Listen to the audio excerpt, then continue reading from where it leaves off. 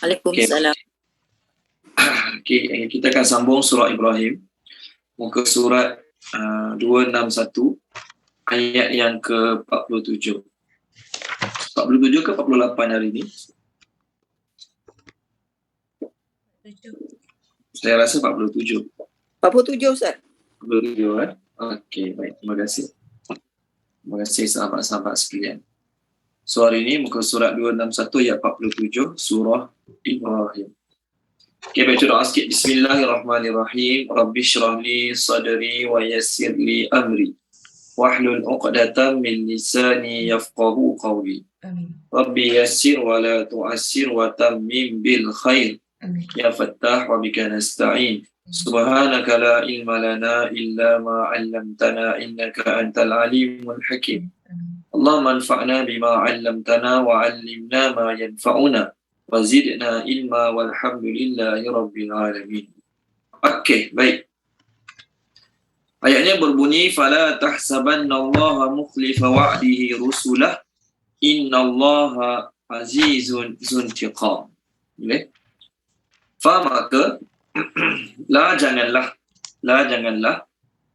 tahsabanna kamu menyangka. Tahsabanna kamu menyangka. Kamu kat sini ditujukan pada Nabi SAW, khasnya, umumnya pada kita semualah. Allah mukhlifa menyalahi. Fail to keep, memungkiri, menyalahi. Wa'dihi janjinya. Okey. Rusulah terhadap rasul-rasulnya.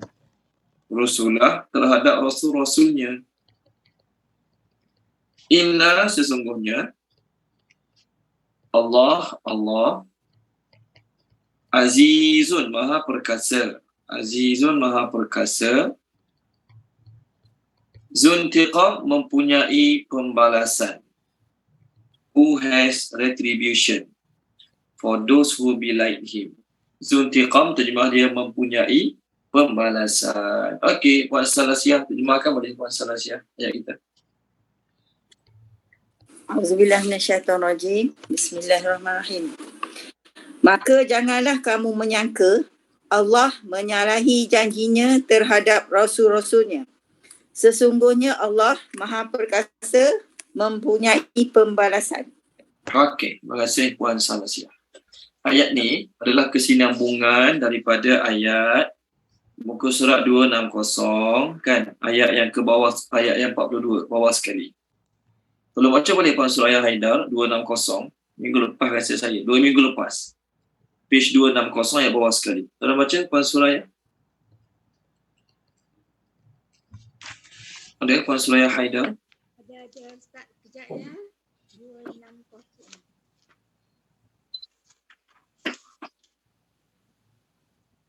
260 ayat bawah sekali. 2 minggu lepas punya ayat. Dan bismillahirrahmanirrahim.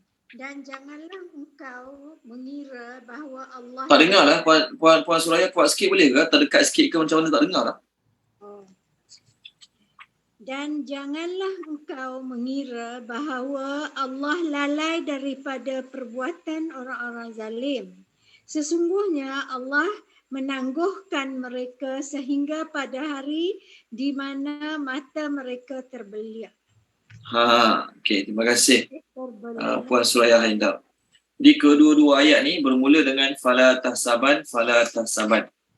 Okey, ayat 42, dan janganlah kamu menyangka Allah lalai. Jangan sangka Allah tak tahu apa orang kafir buat. Habis itu kalau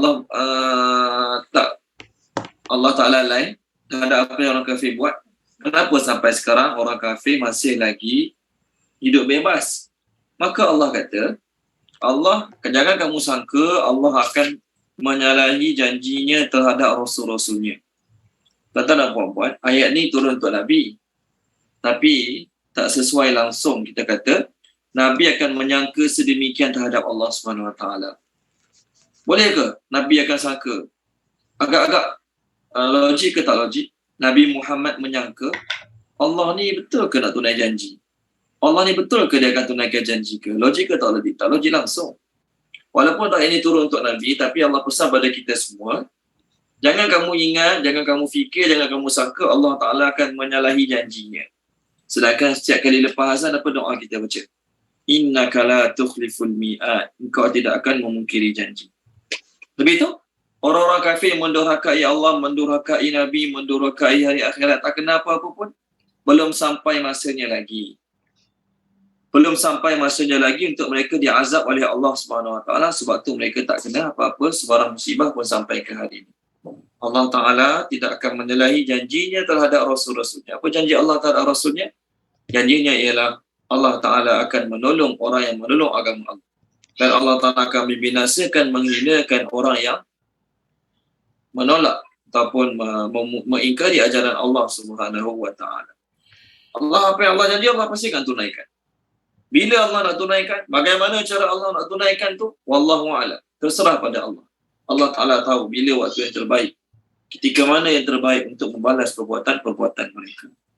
Allah Maha Perkasa. Kadang-kadang kita tak dapat tunai janji kerana sesuatu perkara yang menimpa kita. Kita janji nak buat macam ni, tentu. Tapi bos besar kita tak bagi buat.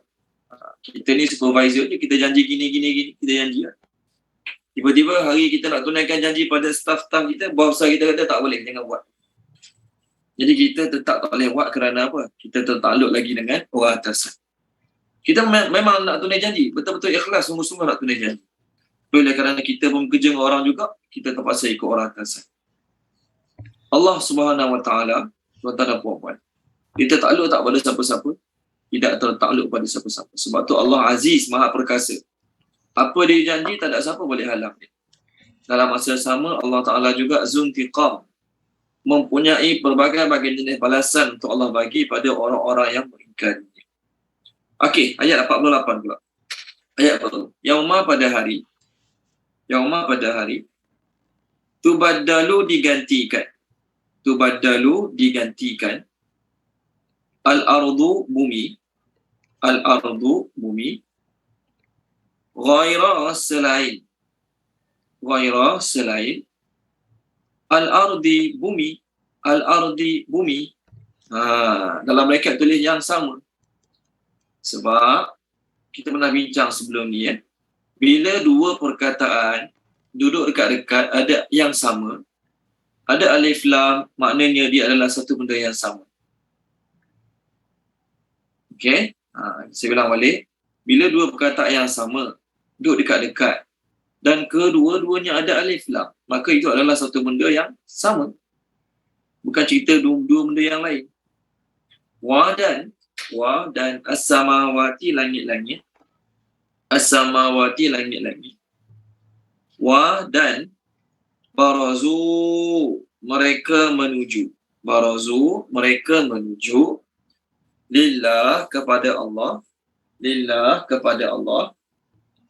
Al-Wahid, yang Maha Esa. Al-Qahhar, yang Maha Perkasa.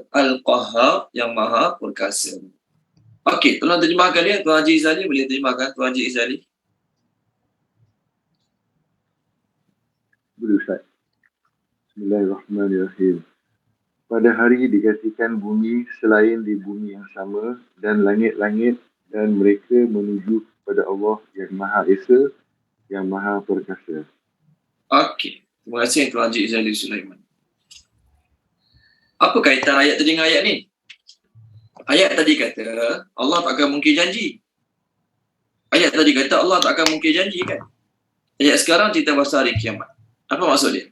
Allah nak beritahu orang-orang yang Allah janji nak azab mereka, orang-orang yang Allah janji nak beri balasan pada mereka, mungkin ada sebahagiannya langsung tak kena azab kat dunia ni. Kat dunia ni dia hidup dalam keadaan memusuhi Allah, memusuhi Nabi, tidak beriman pada Al-Quran. Tapi dia tak pernah dapat sebarang musibah pun. Tak kena sebarang bala bencana pun. Memang ada orang macam tu. Itu macam mana Allah kira tak tunai janji ke, tak sempat tunai janji ke? Tak. Orang yang aku janji nak azab, pasti kena azab. Sama ada A, dia kena azab dunia akhirat, ataupun B, kat dunia dia tak kena azab langsung, tak kena musibah langsung, tapi dia pasti akan kena kat akhirat. Yang kat akhirat tu dua-dua confirm. A atau B, dua-dua confirm kena ke akhirat. Tapi yang kategori A, dia kena dua-dua. Dunia kena, akhirat kena. Kategori B, ialah orang yang kat dunia tak kena apa-apa pun. Dia kafir dengan Allah, kafir dengan Nabi, kafir dengan Quran, tapi tak kena apa-apa pun. Tapi kat akhirat dia pastikan kena. Sebab tu ayat kita sekarang Allah cerita, akhirat nanti, orang yang tak kena apa-apa kat dunia, pastikan kena juga. Maka Allah cerita pada Nabi dan kita semua suasana akhirat. Bila berlaku akhirat nanti, tuan-tuan dan puan-puan, bumi akan diganti dengan selain bumi ini, begitu juga langit. Dan manusia akan keluar pada kubur menuju pada Allah dengan cepat. Barazu tu pergi dengan cepat. Baik, kat mana padang mahsyar? Tu soalan dia. Padang mahsyar kat mana? Padang mahsyar adalah di mana bumi kita sekarang. Itulah akan jadi padang mahsyar. Habis itu, tanah dia lah. Tak. Bumi ni Allah sebut, bumi kita sekarang, tanah kita sekarang akan diganti dengan bumi yang lain. Tempat sama, tapak sama. Barang dah jadi berbeza. Bukan barang lah kita panggil. Tanah dah jadi tanah yang lain. Sebab bila berlaku kiamat nanti, langit bumi Allah hancurkan. Tapak ni tinggal tapak bumi. Tapak bumi ni tinggal tapak je. Tempat langit bumi Allah hancurkan. Gunung-gunung Allah terbangkan. Pokok-pokok semua dah tak ada. Lalu Allah Ta'ala ganti dengan tanah yang lain. Masih lagi tempat yang sama. Masih lagi lokasi yang sama. Tetapi tanahnya dah jadi tanah yang lain. Orang tanya Nabi, habis itu apa berlaku pada gunung-gunung?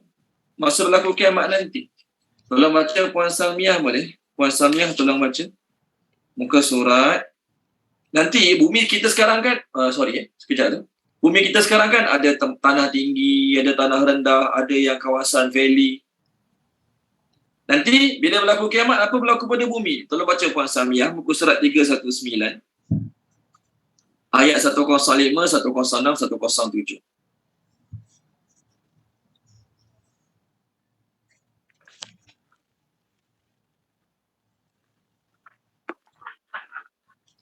Ada ke Puan Salmiah?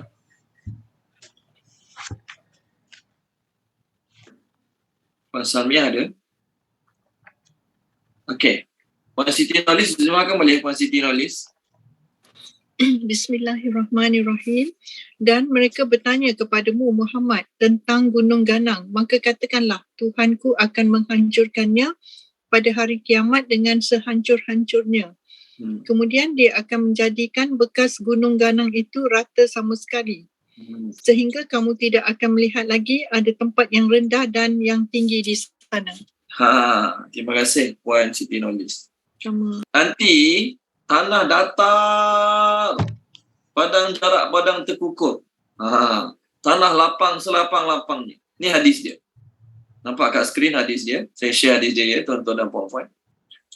Daripada Abu Hazim, dari Sahal bin Sa'ad radhiyallahu anhu, bahwasanya Rasulullah sallallahu alaihi wasallam bersabda, "Yuhsyarun nas yaumal qiyamah ala ardin bayda afra." Okey. Manusia akan dibangkit, dikumpul pada hari kiamat di atas tanah yang putih. Bayda ni putih. Afra ni belum pernah ada kesan pijak. Kat sini dalam terjemah yang belum pernah dijamah. Kakursatin naqi, seperti lempengan yang bersih. Lempeng ni tahu, bukan kuih lempeng tu. Kursah ni cakra. Tahu cakra. Dulu kan kita suka beli mula-mula kaset, lepas tu CD. Kan CD.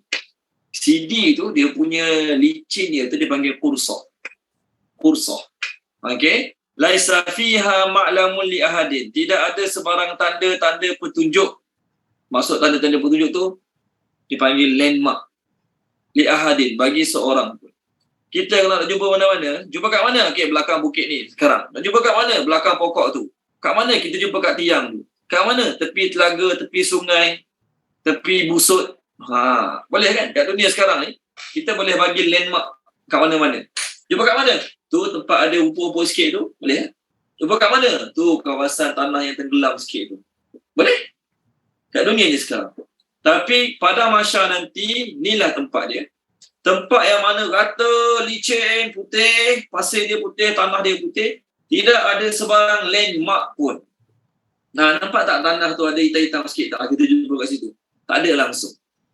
Inilah bumi yang Allah Ta'ala akan ganti di akhirat nanti. Ada pendapat mengatakan, ini perbincangan lah di kalangan ulama-ulama tafsir. Ada pendapat mengatakan, Allah Ta'ala akan hancurkan bumi dengan langit semua sekali. Hancur lumak terus. Memang tak ada apa langsung dah. Okay? Dan Allah Ta'ala bawa datang bumi yang baru, langit yang baru di lokasi yang sama. Bumi yang baru, langit baru di lokasi yang sama. Maksudnya kita kata tukar 100%. Lokasi je sama. Ini satu pendapat. Pendapat kedua, bumi ni masih lagi bumi yang sama. Tetapi dia punya aksesori atas dia.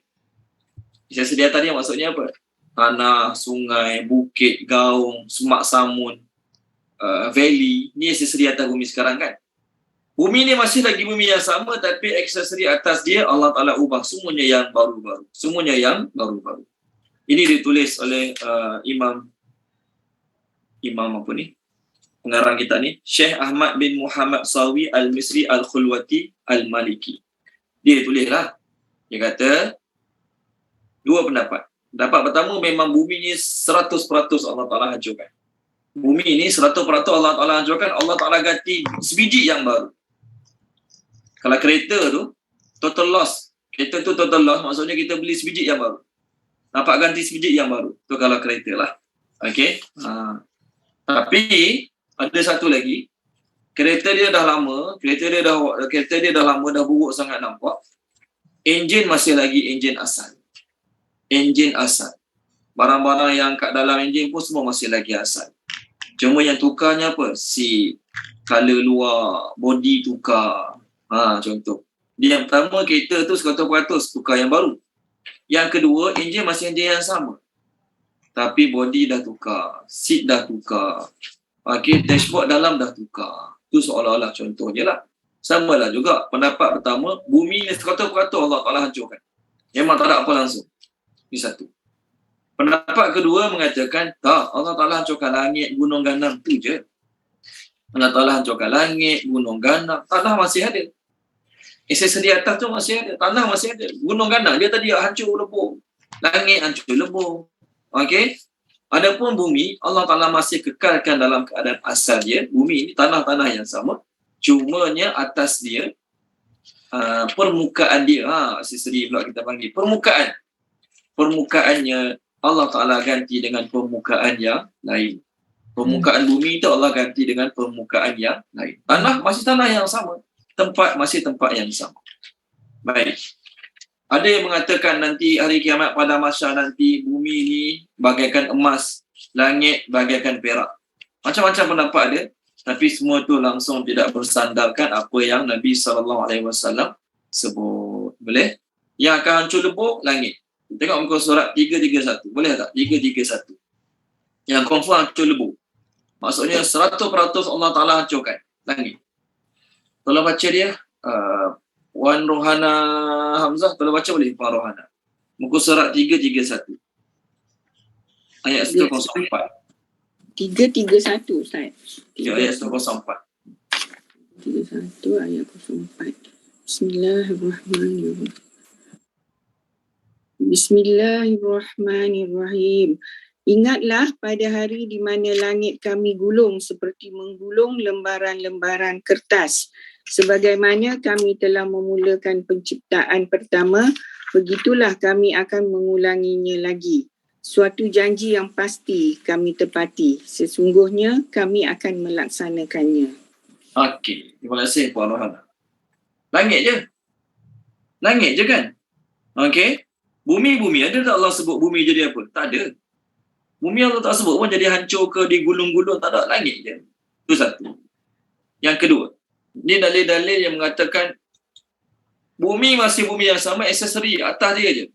Hamparan atas je Allah tukar yang baru. Tolong baca poin Zawani boleh? Poin Zawani tolong baca. Muka surat 586. 586. Okey, ayat 1, 2, 3, 4. 5, 6. Surah At-Takwir. 586, ayat 1, 2, 3, 4, 5, 6. Bismillahirrahmanirrahim. apabila matahari digulung cahayanya, dan apabila bintang-bintang gugur berselerak, dan apabila gunung ganang dihancurkan menjadi debu yang berterbangan, dan apabila unta-unta yang bunting dibiarkan, dan apabila binatang-binatang liar dihimpulkan, dan apabila lautan dipanaskan menyala-nyala. Okey, cukup puan. Ada tak bumi Allah buat apa-apa? Bumi. Tak ada kan? Tak ada. Okey, Puan Zani sebelah pula 587. Nabi sebut dalam sebuah hadis, siapa yang nak bayangkan keadaan akhirat sebenar-benar bayangan, baca 3 surah. At-Takwir yang tadi Puan Zani baru baca tadi. Yang kedua Al-Infitar. Tolong baca Puan Zani 587. Ayat 1, 2, 3, 4 juga. Bismillahirrahmanirrahim. Apabila langit terbelah, dan apabila bintang-bintang gugur bertaburan, dan apabila lautan meluap-luap, dan apabila kubur-kubur dibongkar. Okey. Ada tak Allah buat apa-apa pada bumi? Tak ada lagi kan? Ya. Masih tak ada. Okey. Ni pendapat yang mengatakan bumi masih ada. Aksesori je Allah tukar atas. Hamparan. Yang ketiga. Muka surat 589. Ni jawapan menguatkan pendapat tadi. Ayat 1, 2, 3 Al-Insyiqaq. Jadi Nabi kata siapa nak bayangkan akhirat dengan sebenar-benar bayangan, baca 3 surah. At-Takwir, Al-Infitar dan juga Al-Insyiqaq ni. Ayat 1, 2, 3. Puan Nizawan. Bismillahirrahmanirrahim. Apabila langit terbelah dan ia mematuhi perintah Tuhannya dan sudah semestinya ia begitu.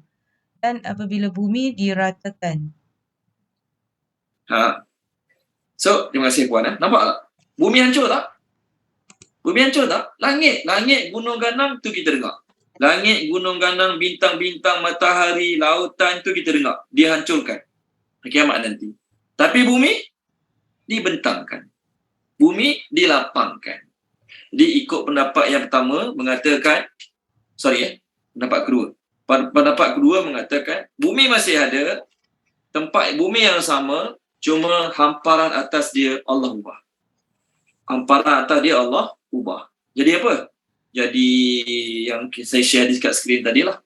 Jadi putih, tidak ada sebarang tanda, licin macam CD, macam cakra, licin. Baik. Itu pendapat yang kedua. Pendapat pertama mengatakan bumi ini hancur terus, 100% Allah Ta'ala hancurkan. Jadi Sayyidina Aisyah, ada sahabat tanya, masa Allah hancurkan bumi, Allah ganti tanah baru, masa tu di mana manusia? Tuan-tuan, bumi ini nanti, katakanlah Allah Ta'ala nak hancurkan bumi ini, kalau ayat-ayat kita refer tadi, mengikut pendapat kedua, bumi ini tak hancur. Yang hancur langit, matahari, bintang-bintang berguguran, gunung ganang, tu yang hancur. Bumi tak hancur. Maksudnya bumi masih lagi ada, cuma Allah tukar aksesori atas dia saja jadi rata. Jadi kalau ikut yang pendapat kedua ni, timbul tak soalan? Saya nak tanya tuan-tuan lah, timbul tak soalan? Habis tu, masa tu orang dalam kubur kat mana? Saya nak tanya tuan-tuan, timbul tak soalan? Habis tu orang dalam kubur kat mana masa tu? Cuba jawab. Siapa nak cuba jawab? Dalam bumi lah. Tak dengar. Kuat sikit boleh? Kubur kat bawah, Ustaz. Tadi kita Ya. kat atas. Ya. Jadi timbul tak soalan orang dalam kubur kat mana? Puan Izawani? Tak ada. Tak perlu. Ya. Tak perlu timbul soalan. Sebab kubur kat bawah. Kubur di bawah. Yang dihancurkannya bahagian gunung ganang, langit-langit, bintang, bulan, matahari. Bulan tak tahulah. Okey, ada ayat tadi matahari. Kubur tak jadi apa pun. Jadi tak timbullah soalan, tuan-tuan dan puan-puan, di mana mayat-mayat masa tu, masa Allah ganti bumi dan langit yang baru. Tapi kalau ikut pendapat yang pertama, apa pendapat pertama mengatakan, langit, bumi, semua Allah hancur, 100% hancur. Maka Sayyidina Aisyah radhiyallahu anha berkata, Imam Ahmad meriwayatkan daripada Sayyidina Aisyah radhiyallahu anha, beliau berkata, Sayyidina Aisyah tanya Nabi, habis itu, masa baca ayat ni lah, habis itu, masa Allah ganti bumi dengan bumi yang baru, langit dengan langit yang baru, di mana mayat-mayat dalam kubur masa tu? Maka Nabi jawab, ala sirat. Kat mana? Atas sirat. Sirat tu apa? Siratul mustaqim, titian sirat. Bukan siratul mustaqim, titian sirat. Masa tu Allah Ta'ala letak semua mayat-mayat di sirat. Di tiang sirat. Ini jawapan Nabi. Hadis ni hadis sahih. Wa Imam Muslim ada, wa Imam Ahmad ada. Jadi kalau ikut hadis ni, tuan-tuan dan puan-puan, maknanya memang 100% Allah Ta'ala hancurkan. Jadi pertanyaan Sayyidina Aisyah radhiyallahu anha tadi timbul. Pertanyaan Sayyidina Aisyah tadi keluar pada Nabi SAW. Soalan tersebut keluar sebab langit bumi Allah hancurkan semua sekali. Manusia masuk kat mana? Maka Nabi kata ala sirat, berada di tiang sirat. Sedar ke tak sedar masa tu? Tak sedarlah. Sebab lepas pada itu manusia akan dikembalikan balik dalam kubur, akan bangkit semula menuju kepada mahsyar menghadap Allah Subhanahu wa taala.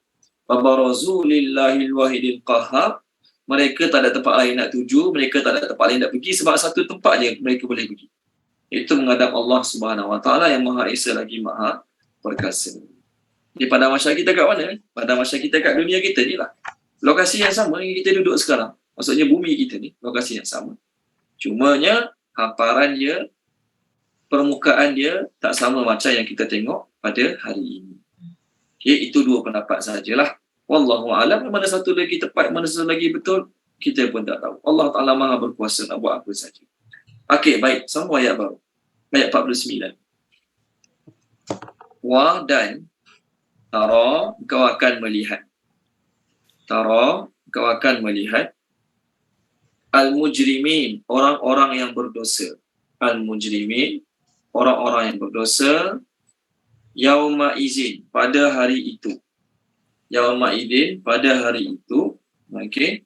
Muqarrani, diikat bersama-sama. Muqarrani, diikat bersama-sama. Okey. Bersama dengan siapa nanti kita terangkan. Fi pada. Okey. Al-asfad, belenggu-belenggu. Al-asfad, belenggu-belenggu. Okey. Tolong terjemahkan dia. Puan Rahimah, terjemahkan Puan Rahimah. Assalamualaikum Ustaz. Waalaikumsalam warahmatullahi wabarakatuh. Dan engkau akan melihat orang-orang yang berdosa pada hari itu diikat bersama-sama pada belenggu-belenggu. Terima kasih Puan Rahimah. Saya lupa nak refer satu ayat lagi tadi. Pasal bumi rata tadi kan. Bumi jadi rata. Tolong baca boleh Puan Sharifah Husna. Ayat page 299. Ayat 47. Baik Ustaz. 299. Ni pasal bumi tak hancur, cuma Allah ratakan. Okay. Bismillahirrahmanirrahim. Dan ingatlah pada hari ketika kami menerbangkan gunung-gunung dan engkau akan melihat bumi itu rata. Dan kami kumpulkan mereka seluruh manusia dan kami tidak akan tinggalkan seorang pun daripada mereka. Terima kasih Puan Sharifah Husna. Bumi rata. Allah tak kata pun bumi diterbangkan, bumi dihancurkan, tak. Okey. Di pendapat dua-dua tadi masing-masing ada sandarannya, masing-masing ada jawapannya. Allah lebih mengetahui. Okey, apa berlaku? Terima kasih Puan Sharifah Husna, terima kasih Puan Rahimah. Apa berlaku lepas bumi diganti dengan bumi yang baru, langit pun diganti dengan langit yang baru? Maksudnya pada masa nanti ada langit tak? Ada langit kan? Pada masa nanti ada langit tak? Ada langit. Sebagaimana langit sekarang ada matahari, ada bulan. Macam itulah juga pada masa nanti ada langit, ada bulan. Ada langit, ada bulan. Ada langit, ada matahari, ada bulan. Okey. Apa berlaku? Pada hari tersebut kau akan melihat orang-orang berdosa, mereka akan diikat bersama-sama. Diikat bersama-sama siapa? Ada dua pendapat. Pendapat pertama, orang-orang kafir akan diikat bersama dengan ketua-ketua mereka. Orang-orang kafir akan diikat bersama dengan ketua-ketua mereka. Followers akan diikat bersama dengan orang yang mereka follow. Kalau yang follow Fir'aun, diikat bersama-sama Fir'aun. Kalau yang follow Qarun, Haman, Namrus, diikatlah bersama-sama dengan orang tu.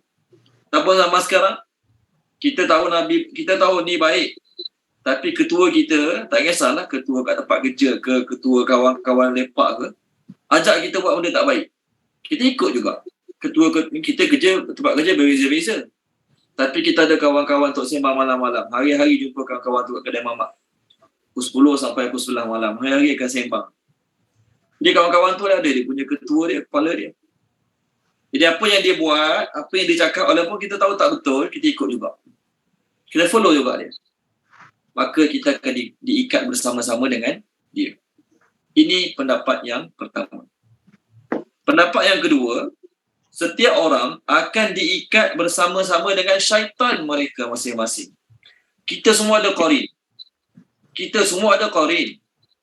Kita dah bincangkan qarin kita. Kalau kita ni minat kucing, qarin kita tahu, kita minat kucing. Jadi dalam semayang, qarin kita ni akan lalaikan kita fikir pasal kucing. Kucing tu tak vaksin lagi, kucing tu tak bagi ubat cacing lagi. Kucing ni bulan depan orang ni nak beli, bulan ni dah ada orang booking. Contoh. Tapi kalau qarin orang lain datang kat saya, contohlah, qarin tu cerita kat saya pasal apa, pokok bunga. Pokok bunga tu gini. Saya kan minat pokok bunga. Saya tak minat pokok bunga. Tapi tiba-tiba qarin orang lain datang kat saya, melalaikan saya buat sertifikat tentang pokok bunga. Percaya tak? Tak percaya. Saya takkan lalai. Saya takkan lari tawajuh saya dalam solat bila saya dilalaikan ataupun dibayangkan tentang pokok bunga. Sebab bukan minat saya. Jadi qarin saya dia tahu apa saya minat. Dan qarin tahu apa yang saya tak suka. Qarin saya tahu apa masalah saya sekarang. Qarin saya tahu siapa yang saya suka. Jadi dia akan melalaikan saya dengan apa-apa yang saya minat, saya suka. Kita ada qarin kita masing-masing. Tengok muka surat 492 boleh? Qarin tu syaitan lah. Jin 492 ayat 36. Puan Maisarah telah baca boleh? 492 ayat 36. 492.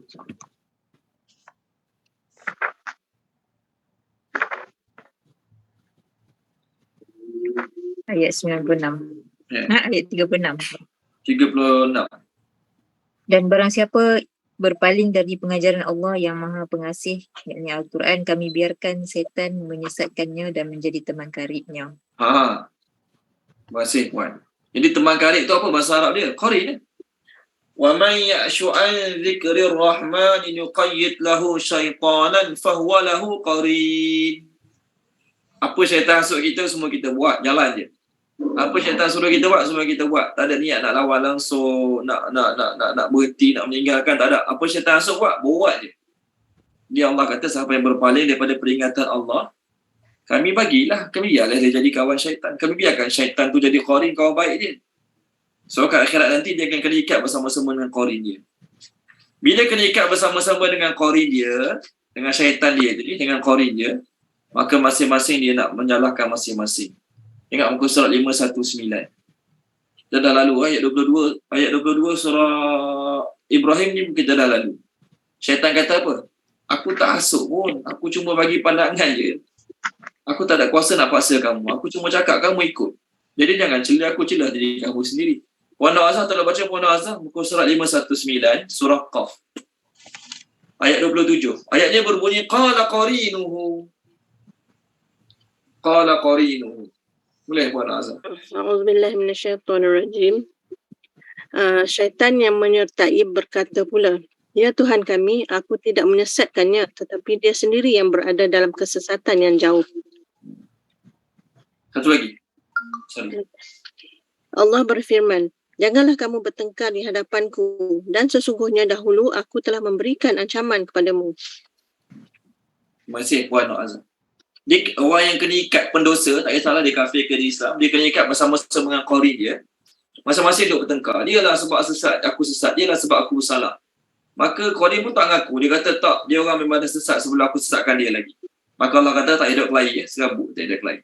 Dulu aku dah bagi warning. Mu aku bagi warning, mu aku bagi warning. Dua-dua tak dengar cakap aku, tak ada salah kawan. Jadi kena ikat masing-masing.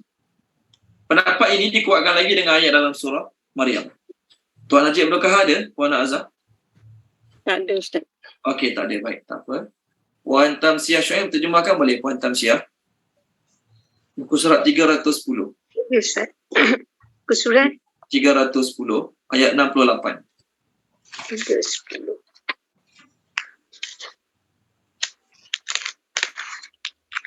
ayat 68 Ustaz. Ya, 68. Bismillahirrahmanirrahim. Maka demi Tuhanmu, sesungguhnya pasti akan kami kumpulkan mereka bersama syaitan. Kemudian pasti akan kami datangkan mereka ke sekeliling neraka Jahanam dengan berlutut. Okey, terima kasih Puan Tamsyiah. Jadi kat sini, siapa mereka ni?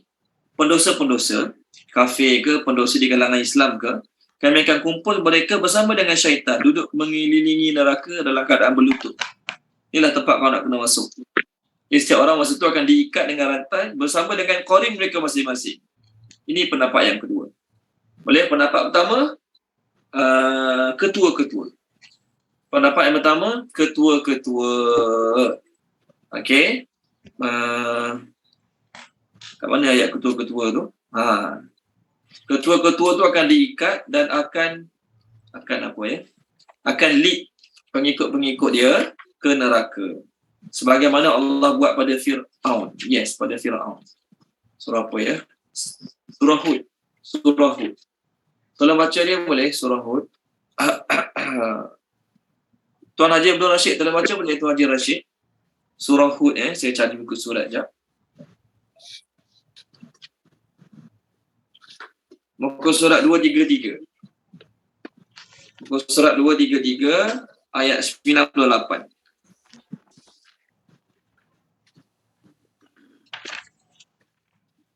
Bismillahirrahmanirrahim. Dia Fir'aun berjalan di depan kaumnya di hari kiamat lalu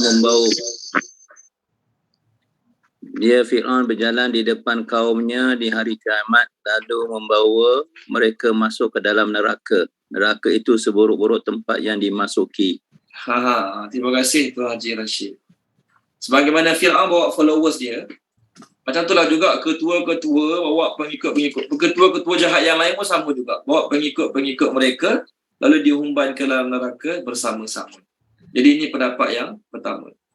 Pengikut dengan ketua akan diikat bersama-sama lalu masuk neraka bersama-sama. Pendapat kedua, manusia pendosa itu akan diikat bersama-sama dengan qarin mereka. Kedua-dua pendapat ni dua-dua betul. Sebab dalam neraka nanti tiga-tiga kumpul sekali. Tiga-tiga berkumpul sekali. Manusia, syaitan dia dan juga berhala-berhala yang mereka sembah. Berhala-berhala yang mereka sembah satu makna batu lah. Yang kedua, ketua-ketua yang mereka dengar cakap dia. Tengok surah Syu'ara boleh surah Syu'ara. Tolong baca Puan Nur Zafirah Kamarudin, tolong baca Puan Nur Zafirah. Muka surat saya cari sekejap Boleh Ustaz? 371 ayat 91 sampai 99. Ayatnya pendek-pendek. Dan diperlihatkan neraka jelas nyata kepada orang-orang yang sesat. Serta dikatakan kepada mereka, mana dia benda-benda yang kamu sembah dahulu?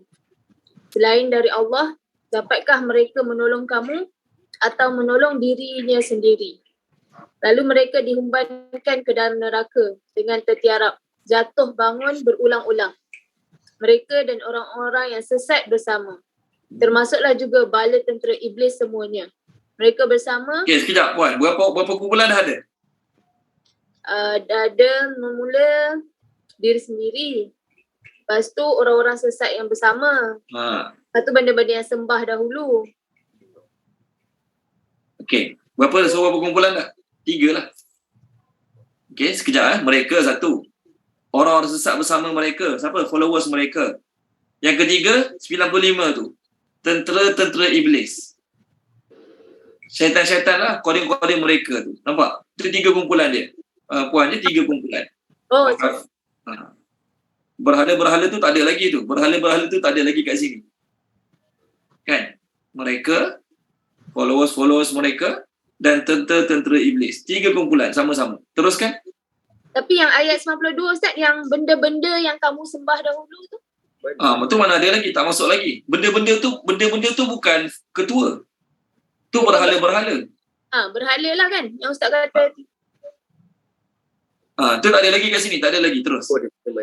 Dia tanya mana je lah. Belum masuk lagi. Ya, belum masuk lagi. Tapi bala tu akan masuk juga nanti. Terus.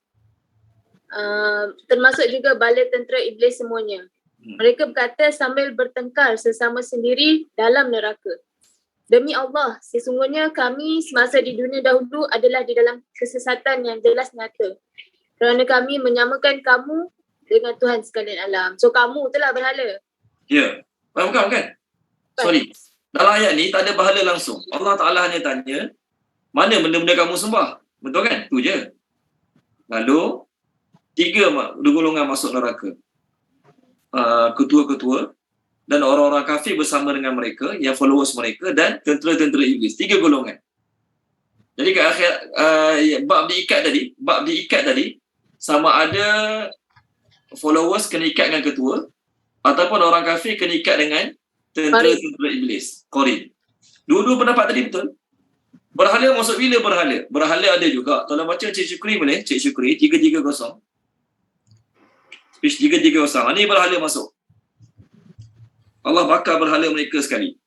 Tapi berhala tu tak boleh berkata-kata lah. Berhala tu tak. Ya? Ayat 330 ayat 98. 98, 99 lah. 98, 99. Berhala tu kena bakar dalam neraka pun. Masalah juga rasa sakit pun. Sesungguhnya kamu dan apa yang kamu sembah yang lain dari Allah menjadi bahan-bahan bakaran yang dilemparkan ke dalam neraka Jahanam. Kamu sudah tetap akan memasukinya.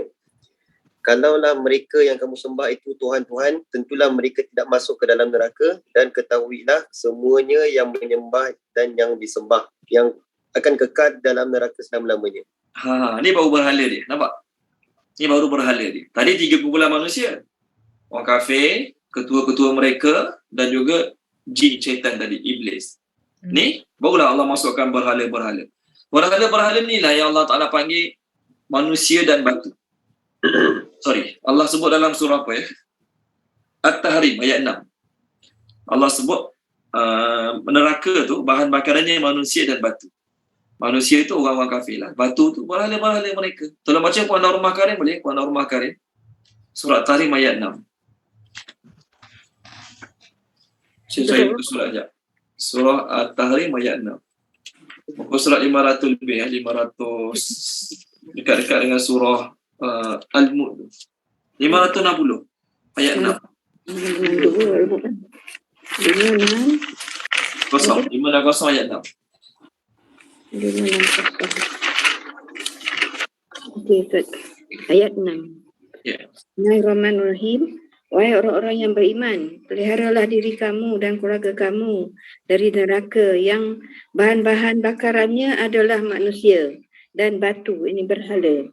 Mereka dijaga dan dikawal oleh malaikat-malaikat yang keras kasar layanannya.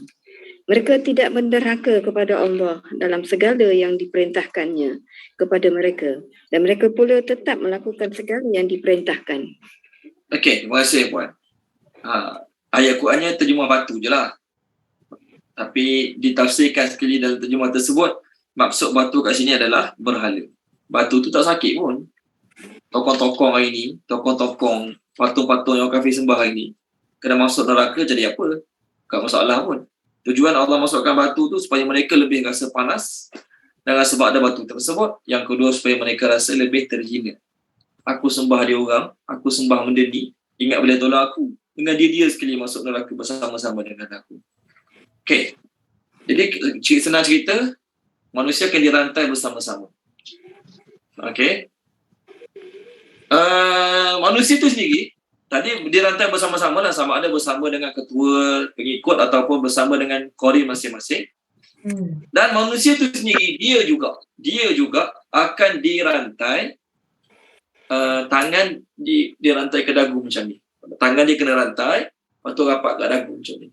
Sehingga dia terpaksa mendongak sepanjang masa. Surah Yasin 440. Tolong baca Tuan Haji Aziz boleh? Tuan Haji Aziz Dahri tolong baca. Muka surat 440 Surah Yasin. Page pertama Surah Yasin. Saya cari muka surat je. 440 ayat yang ke-9. 8 je, sorry. 8 je. 8. Bismillahirrahmanirrahim. Sesungguhnya kami telah memasang belenggu di leher mereka. Lalu tangan mereka diangkat ke dagu. Kerana itu mereka tertengadah.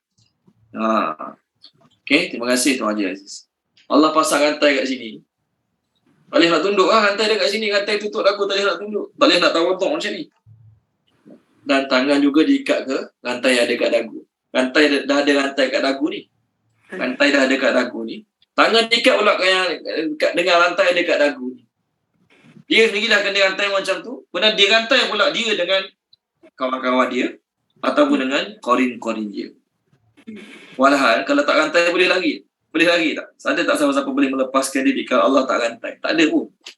Tapi tujuan Allah rantai untuk apa? Untuk menghina mereka, untuk buat mereka rasa lebih sengsara, lebih susah ke akhirat kelak. Na'udzubillahi min zalik. Okey, baik. Dah masuk neraka pun ada lagi yang kena rantai, kena ikat dengan rantai kat tiang-tiang dalam neraka.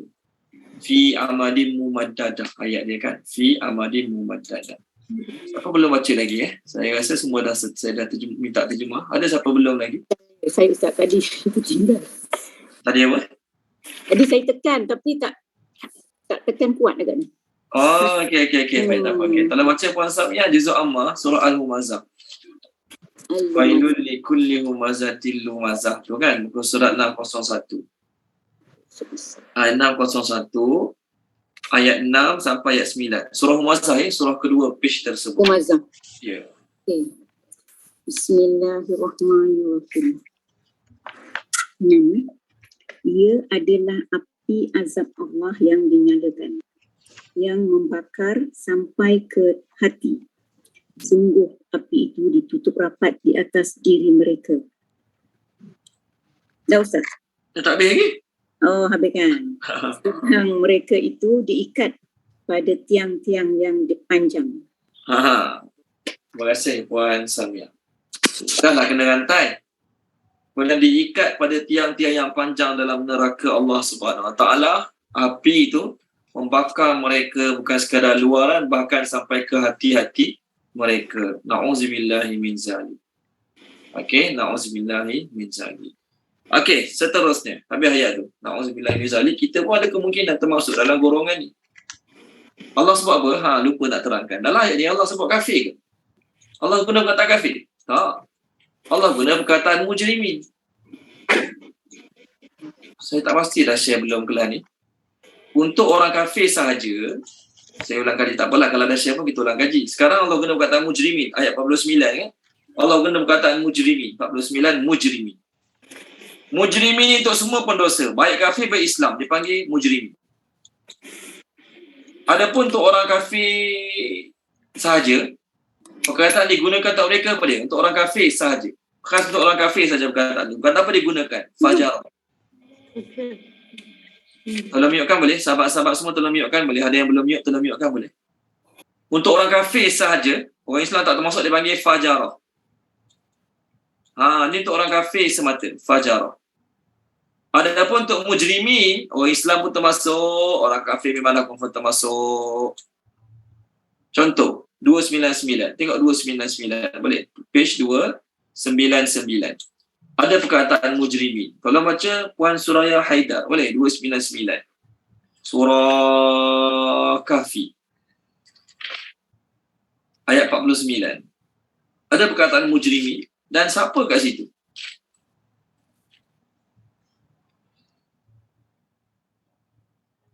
Adakah Puan Suraya Haidar? Ada Ustaz. 49 ya? Ya, 49 betul. Kuat sikit boleh Puan Suraya. Dengar sayuk-sayuk je kejauhan. Dan diletakkan kitab catatan amalan, lalu engkau akan melihat orang yang berdosa merasa ketakutan terhadap apa yang tertulis di dalamnya. Dan mereka berkata, betapa celakanya kami. Kitab apakah ini? Tidak ada yang tertinggal, yang kecil dan yang besar, melainkan tercatat semuanya. Dan mereka mendapati semua yang telah mereka lakukan tertulis. dan Tuhanmu tidak menzalimi seorang pun. Okey, terima kasih Puan Suraya Haidar. Sama-sama. Nampak tak perkataan mujrimin? Wa wudi'al kitab fataral mujrimin. Dibentangkan buku catatan amal, kamu akan tengok orang-orang mujrimin berasa takut bila melihat apa yang ada dalam kitab mereka. Mereka pun berkata, buku apa ni? Tidak meninggalkan yang kecil yang besar, semua dia datangkan, semua dia tulis sekali. So kitab catatan amalnya orang kafir saja ke ada? Orang kafir je ada buku catatan amal. Orang Islam tak ada. Tak. Semua orang akan tengok buku catatan amal masing-masing. So pendosa-pendosa sama ada dia kafir ataupun dia orang Islam termasuklah dalam golongan takut ni. So apa perkataan dia? Mujrimin. Kan? Ayat 49 dia perkataan mujrimin. Samalah juga kita sekarang perkataan mujrimin. Jadi jangan fikir ayat ni untuk orang kafir je. Orang kafir aku belajar malam tadi kena ikat, dah lah kena ikat dia. Kena ikat pula dengan syaitan dia. Masuk neraka kena ikat pula, kesian dia. Kita seolah-olah selamat confirm tak kena apa-apa dalam ayat ni. Sedangkan kemungkinan kita nak kena juga ada. Kita pun berdosa juga. Kau kafir je buat dosa. Kalau kafir je buat dosa, seronok. Okay, kita tak kena macam ni, seronok lah. Kita pun ada kemungkinan kena juga. Allah sebut apa dalam surah Al-Mursalat? Kulu wa tamatta'u qalilan innakum mujrimun. Makanlah, seronoklah puas-puas dulu. Sungguhnya kamu, sekejap je. Makanlah, puas-puaslah seronok kat dunia ni, sekejap je. Kamu sesungguhnya orang-orang yang berdosa. Okey, baik. Nanti masuk surah Al-Hijr, kita nak masuk surah Al-Hijr depan ni. Masuk surah Al-Hijr, kita akan share hadis orang Islam masuk neraka juga. Minggu lepas saya dah share hadis tu kat skrin. Minggu ni kita share lagi, tak ada masalah. Maksudnya orang Islam pun akan termasuk neraka juga. Boleh ada kena macam ni juga. Okey, ayat 50. Sara, ayat sambung ayat baru 50. Sarabiluhum, pakaian-pakaian mereka. Sarabiluhum, pakaian-pakaian mereka. Okey. Min daripada qatiranin. Apa terjemah qatiranin? Minyak tar. Orang putih terjemah heat chopper. Heat chopper. Tuan-tuan punya terjemah apa? Qatiranin. Tuan-tuan punya terjemah apa dia? Qatiranin. Apa? Tuan-tuan punya terjemah qatiranin. Kat Quran tuan-tuan lah. Apa terjemah qatiranin?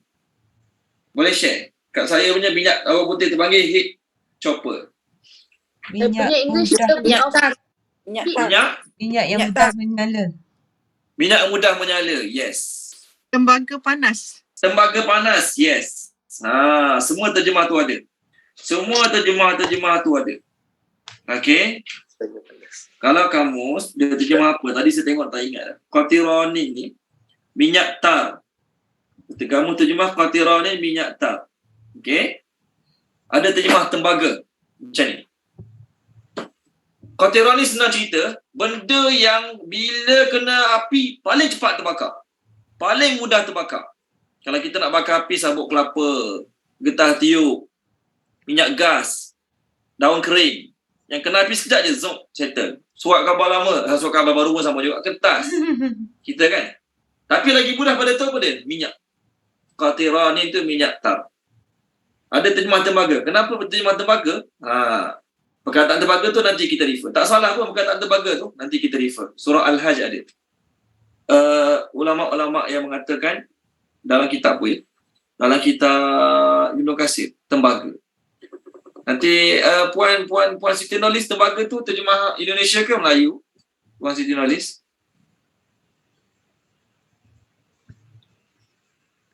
Puan Siti Nurhalis kan? Tadi yang kata tembaga. Ya. Melayu. Okey, tak apa. Semua tak salah. Nanti kita bincang. Wah dan, sambung ayat baru. Wah dan. Taghsha menutup. Wujuhahum, muka-muka mereka. Wujuh ni plural pada wajah. An-nar, api neraka. An-nar, api neraka. Maksudnya api neraka menutup wajah-wajah mereka. Okey, terjemahkan dia Puan Salasiah boleh? Puan Salasiah, terjemahkan. Auzubillah minasyaitonirrajim. Pakaian-pakaian mereka daripada minyak tar dan menutup muka-muka mereka api neraka. Okey, terima kasih Puan Salasiah. Dalam syurga, dalam syurga pula dah. Dalam neraka ada makanan, ada minuman. Kita dah bincangkan minuman dalam neraka. Air nanah, air darah, air panas yang menggelegak. Itu minuman dalam neraka. Ada apa lagi dalam neraka? Makanan, buah zakum. Makan habis menggelegak isi perut. Buah zakum.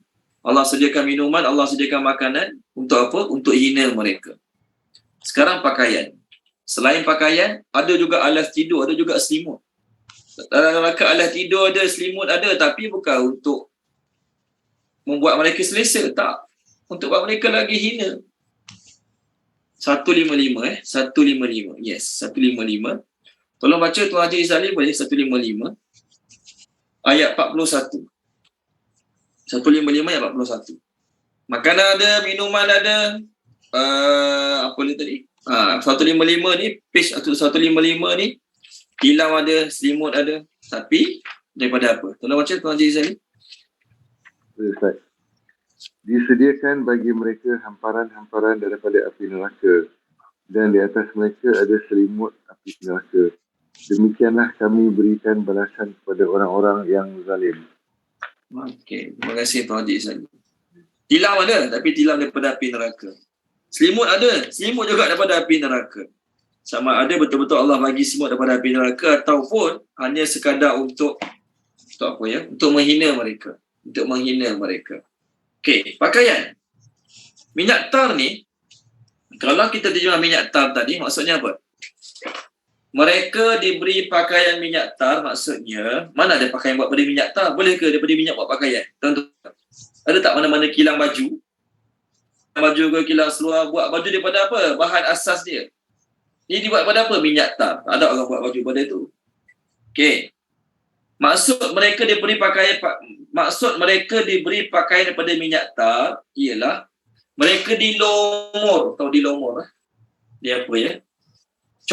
Dicomor minyak tar tu, punya banyak minyak tar disapu pada badan mereka seolah-olah minyak tar tu pakaian mereka. Tahu maksud ayat ni? Kalau tidak pelik lah ambil minyak buat baju. Ada pernah tengok mana-mana kilang baju terkemuka dunia?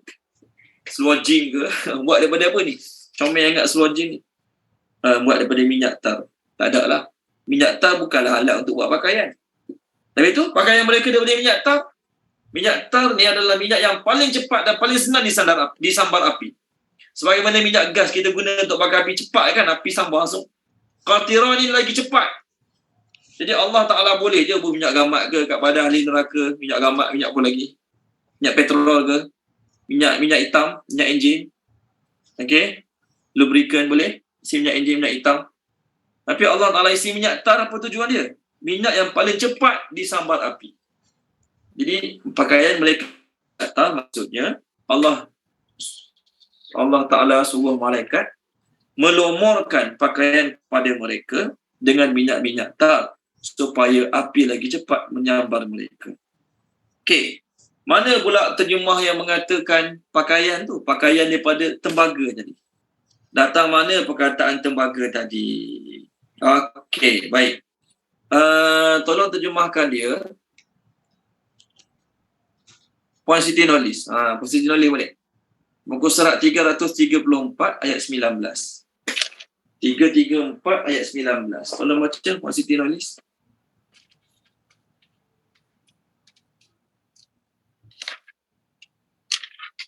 Bismillahirrahmanirrahim. Inilah dua golongan mukmin dan kafir dan bertengkar mengenai Tuhan mereka. Maka bagi orang kafir akan dibuatkan pakaian-pakaian daripada api neraka untuk mereka. Ke atas kepala mereka akan disiramkan air yang mendidih. Okey. Terus. Dengan air yang mendidih itu akan menghancur luluhkan apa yang ada di dalam perut dan pada kulit mereka. Na'udzubillah min zalik. Okey. Ni, mana datang tembaga-tembaga tu? Tadi kan Puan Siti Nolis sebut tembaga-tembaga. Ni tengok tafsir Ibnu Katsir. Saya share kat skrin. Tafsir Ibnu Katsir Indonesia punya terjemah. Okey. Bawah tu, perenggan terakhir. Kedua bawah. Perenggan bawah sekali. Falladzina kafaru qutti'at lahum thiyabun min nar. Maka orang kafir akan dibuatkan untuk mereka pakaian-pakaian daripada api neraka, iaitu dibuatkan bagi mereka pakaian-pakaian daripada api neraka. Sa'id bin Jubair berkata, iaitu dari tembaga. Bayangkan tembaga kena api, pedih, kena pula kat kita, na'udzubillah min zalik. Dan sesuatu yang amat panas jika dipanaskan. Bawah tu pula, tengok ni, pendapat bawah tu pula. Jika disiramkan di atas kepala mereka al-hamim, iaitu air panas yang sangat panas, Sa'id bin Jubair berkata, dia adalah timah yang dihancurkan, yang boleh menghancur luluhkan lemak dan usus yang ada dalam perut mereka. Pakai baju tembaga yang kena api senang cair. Senang cair lah kita panggil kan. Tembaga kena api senang cair. Dibakar pula dengan timah, dengan air yang dipanaskan daripada timah, kena kat pakaian mereka. Tuannya pula dilumurkan dengan minyak tar tadi, lagi cepat kena bakar api neraka. Lalu wajah mereka Allah kata meliputi api. Maksudnya Allah sebut wajah kenapa? Kenapa Allah sebut wajah sedangkan kita masuk, bukan kita lah, na'udzubillah min zalik. Sedangkan orang masuk neraka, seluruh badan dia kena bakar api neraka. Allah sebut wajah, tadi pun dah baca wajah-wajah tadi. Surah apa tadi kita refer? Puan Zafirah baca tadi kan, yang 3 golongan masuk neraka tu, mereka dihumban dengan wajah-wajah mereka. Kenapa Allah sebut wajah? Sebab wajah ni anggota paling mulia bagi seseorang. Kita, kalau datang bahaya, kita akan protect apa? Wajah. Orang paling batu, kita akan paling, biarlah kena belakang, biarlah kena badan, asalkan tak kena wajah. Kita jatuh motor, kita akan tahan tangan dulu. Biarlah luka tangan ke, darah tangan ke, asalkan muka tak kena. Kita akan protect muka. Dalam keadaan apa-apa pun, muka lah yang kita akan protect dulu. Kan? Ni kat dunia. Kat syurga pula. Kat akhirat nanti, ahli neraka, wajah yang mereka fikir untuk protect tu, wajah yang mereka fikir untuk selamatkan tu, wajah tu pun akan disambar api neraka, diseliputi ataupun ditutupi, di-cover sepenuhnya oleh api neraka. Wajah tu lah. Jadi kalau wajah pun mereka dah tak boleh nak cover, tak boleh nak selamatkan, anggota lain, lagilah. Punya teruk wajah mereka, tahu macam mana? Bibir akan naik sampai atas kepala, kena bakar. Tuan-tuan pernah bakar ikan? Kalau lagi Indonesia, pernah makan tak ikan gurami? Tahu kan ikan gurami? Tuan-tuan pernah dengar ikan gurami? Pernah dengar ikan gurami? Siapa pernah makan ikan gurami? Kenal ke tak kenal tuan-tuan ikan gurami? Tanya kat Google. Ikan tahu, gurami. Ya? Tahu. Tahu kan? Macam mana bentuk dia? Lepas dia siap tu. Dah goreng tu kering lah. Satu kering, satu lagi dia punya bentuk macam melengkung. Melengkung. Melengkung. Yes, tu perkataan saya nak sebut tadi. Melengkung. Mana ayat dia? Wa hum fiha kalihun. Tolong baca dia muka surat Allahumma salli Muhammad 348. Tolong baca boleh page 348. Siapa dia? Puan Samiah, tolong baca Puan Samiah. 348 ayat 103 104. Boleh Puan Samiah? 103 dan 104. Bismillahirrahmanirrahim. Dan barang siapa ringan timbangan kebaikannya, maka mereka itulah orang-orang yang merugikan dirinya sendiri. Mereka kekal di dalam neraka Jahannam. Keempat, wajah mereka dibakar oleh api neraka dan mereka dalam keadaan muram dan dengan bibir yang cacat. Mereka dalam keadaan apa? Tak dengar lah. Mereka dalam keadaan apa, Puan? Keadaan muram. Muram. Muram, bibir cacat. Macam mana bibir cacat tau? Bibir cacat tu, bibir bawah ni menggelebih sampai ke perut. Bibir atas naik sampai ke tengah kepala. Ni bukan saya reka sendiri. Ni tengok hadis je kat skrin. Na'udzubillah min zalik. Kat dunia ni jaga muka lah. Beli pencuci muka, beli ubat jerawat, jeragat, macam-macam. Bulan-bulan beratus-ratus habis untuk muka. Baguslah. Niat untuk gembirakan suami, niat untuk suami tengok lagi suka, tak ada masalah, tak haram, baguslah. Niat je jadi lagi baik. Tengok ni kat skrin dulu, tengok ni. Ibnu Bardawih berkata kepada Abu Darda radhiyallahu anhu, beliau bercerita Rasulullah sallallahu alaihi wasallam bersabda, pasal ayat tadilah yang dibaca oleh Puan Samiah tadi. talfahuhum lufhatun tasilu luhumuhum ala aqabihim. Api neraka itu membakar dengan sekali bakar yang membuat daging mereka meleleh sampai tumit mereka. Na'udzubillah min zalik. Wa hum fiha kalihun. Mereka dalam neraka tu cacat. Cacat kaki, cacat tangan, okey lagi. Cacat muka, malu. Kat dunia ni lah. Cacat muka, malu.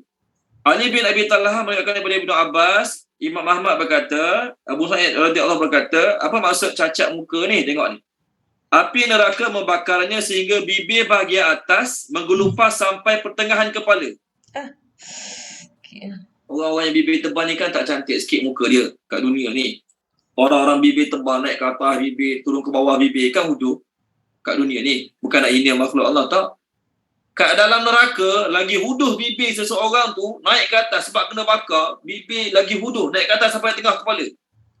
Alien pun tak buruk macam tu. Alien workshop tu pun tak buruk macam tu. Tu bibir atas. Bibir bawah, Nabi kata apa dia? Sedangkan bibir bahagian bawah menjulur sampai ke pusat-pusat. Indonesia panggil pusar lah, pusat. Jadi tuan-tuan dapat bayangkan tak macam mana muka seseorang yang kan salah satu contoh orang yang biasa diejek kat movie-movie, bibir tebal, huduh lah bibir tebal tu huduh kan. Ni punya teruk bibir lepas kena bakar api neraka, bibir atas sebab kena bakar dia jadi macam ikan gurami tadi lah, ikan gurami lepas kena bakar tu melengkung. Bibir atas ni melengkung sampai tengah kepala. Bibir bawah ni melengkung, meleleh, melebeh-lebeh lepas kena bakar sampai ke pusat.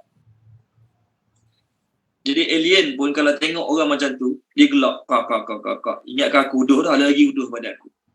Na'udzubillah min zalik. Tapi itulah suasana api neraka tuan-tuan. Api neraka yang bila bakar tu bukan main-main punya. Bukan sekadar bakar panas-panas sikit tak. Okey, kalau orang kafir yang kena bakar ini, kalau pernah pergi tengok tempat orang kafir bakar kat Subang Jaya ada tempat tu. Dia orang bakar sekejap settle, pong. Macam lebur terus. Sekejap je lah, dia rasa sakit masa tu je. Okey, tapi dalam neraka kena bakar, Allah ganti kulit baru. Dan setiap kali kena bakar, setiap kali sebelum dia ganti kulit baru, itulah muka dia tuan-tuan. Muka yang teruk sangat, gelebeh bibirnya, teruk sangat panasnya, na'udzubillah min zalik. Okey, semoga Allah pelihara kita, selamatkan kita insya-Allah. Okey, baik, ayat 51 pula. Li agar ataupun supaya yajziya membalas. Yajziya membalas Allahu oleh Allah kulla nafsin kepada setiap jiwa. Kulla nafsin kepada setiap jiwa ma apa yang kasabat dia telah lakukan. Kasabat dia telah lakukan. Inna sesungguhnya Allah sari'un sangat cepat. Okey, swift, betul dia mas swift. Al-hisab perhitungannya. The reckoning. Tolong terjemahkan dia Puan Rohana Hamzah. Terjemahkan Puan Rohana ayat 51 ni. Bismillahirrahmanirrahim. Agar membalas oleh Allah kepada setiap jiwa apa yang telah dia lakukan. Sesungguhnya Allah sangat cepat perhitungannya. Okey. Terima kasih Puan Rohana. Dia apa tujuan Allah Ta'ala buat hari kiamat? Tu poin dia. Apa tujuan Allah bangkitkan manusia pada kubur? Apa tujuan Allah ganti bumi dengan bumi yang baru, langit dengan langit yang baru, hari kiamat nanti, pada masa nanti? Apa tujuan dia? Inilah tujuan dia. Agar Allah membalas setiap orang mengikut apa yang dia telah usahakan. Sebab tu akhirat dia panggil apa? Darul Jaza. Akhirat dia panggil Darul Jaza. Apa dia mah daru negeri. Akhirat dia panggil Darul Jaza. Setiap orang akan dapat balasan setimpal dengan apa yang dia buat. Darul Jaza. Boleh? Akhirat. Sebab tu kat dunia ni ada orang yang buat salah tak kenapa pun. Dia scammer duit orang. Dia scam duit orang. Dia scammer, dia scam duit orang. Kalau kita kena tipu sekadar 100-200, boleh nak ambil kes tak? pergi berapa boleh saya nak buat report lah. Saya kena tipu lah. Ada orang scam duit saya 200. Boleh nak ambil report tuan-tuan? Pengalaman dengan cerita kawan-kawan. Boleh nak ambil tahu tak? Tak, Ustaz. Ya? Tak. 2,000 pun dia tak pandang lagi. Betul kan? Ya, betul. 2,000 pun dia tak nak layan lagi 2,000. Jadi kita kena 200. Polis kadang ambil terangan. Okey baliklah. Nanti apa-apa kami hubungi tuan balik. Jawapan dia jangan harap. Kalau 200. Jawapan dia jangan harap lah kalau 200. 2,000 pun dia tak apa nak layan lagi. Zaman sekarang punya kes. Teruk tak? Jadi skamer tu berjaya dapat duit kita.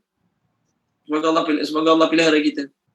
Tapi dia buat jahat, dia buat zalim dan hak kita tak terbela. Satu. Yang kedua, dia juga tak dapat apa-apa balasan. Dia juga tak dapat apa-apa balasan terhadap kezaliman yang dia buat. Ataupun setengah majikan-majikan yang jahat ni, dia panggil orang buat rumah, panggil orang buat rumah, dia janji nanti dia siap rumah aku bayar balik. Dia kata aku bayar gaji. Tak tengok rumah dah siap, dia tak bayar gaji kontraktor, dia tak bayar gaji pekerja buat rumah. Contoh. Ni pekerja tu, kontraktor tu apa nak buat? Tak boleh buat apa-apa. Akan nak pukul, nanti ke polis lain pula.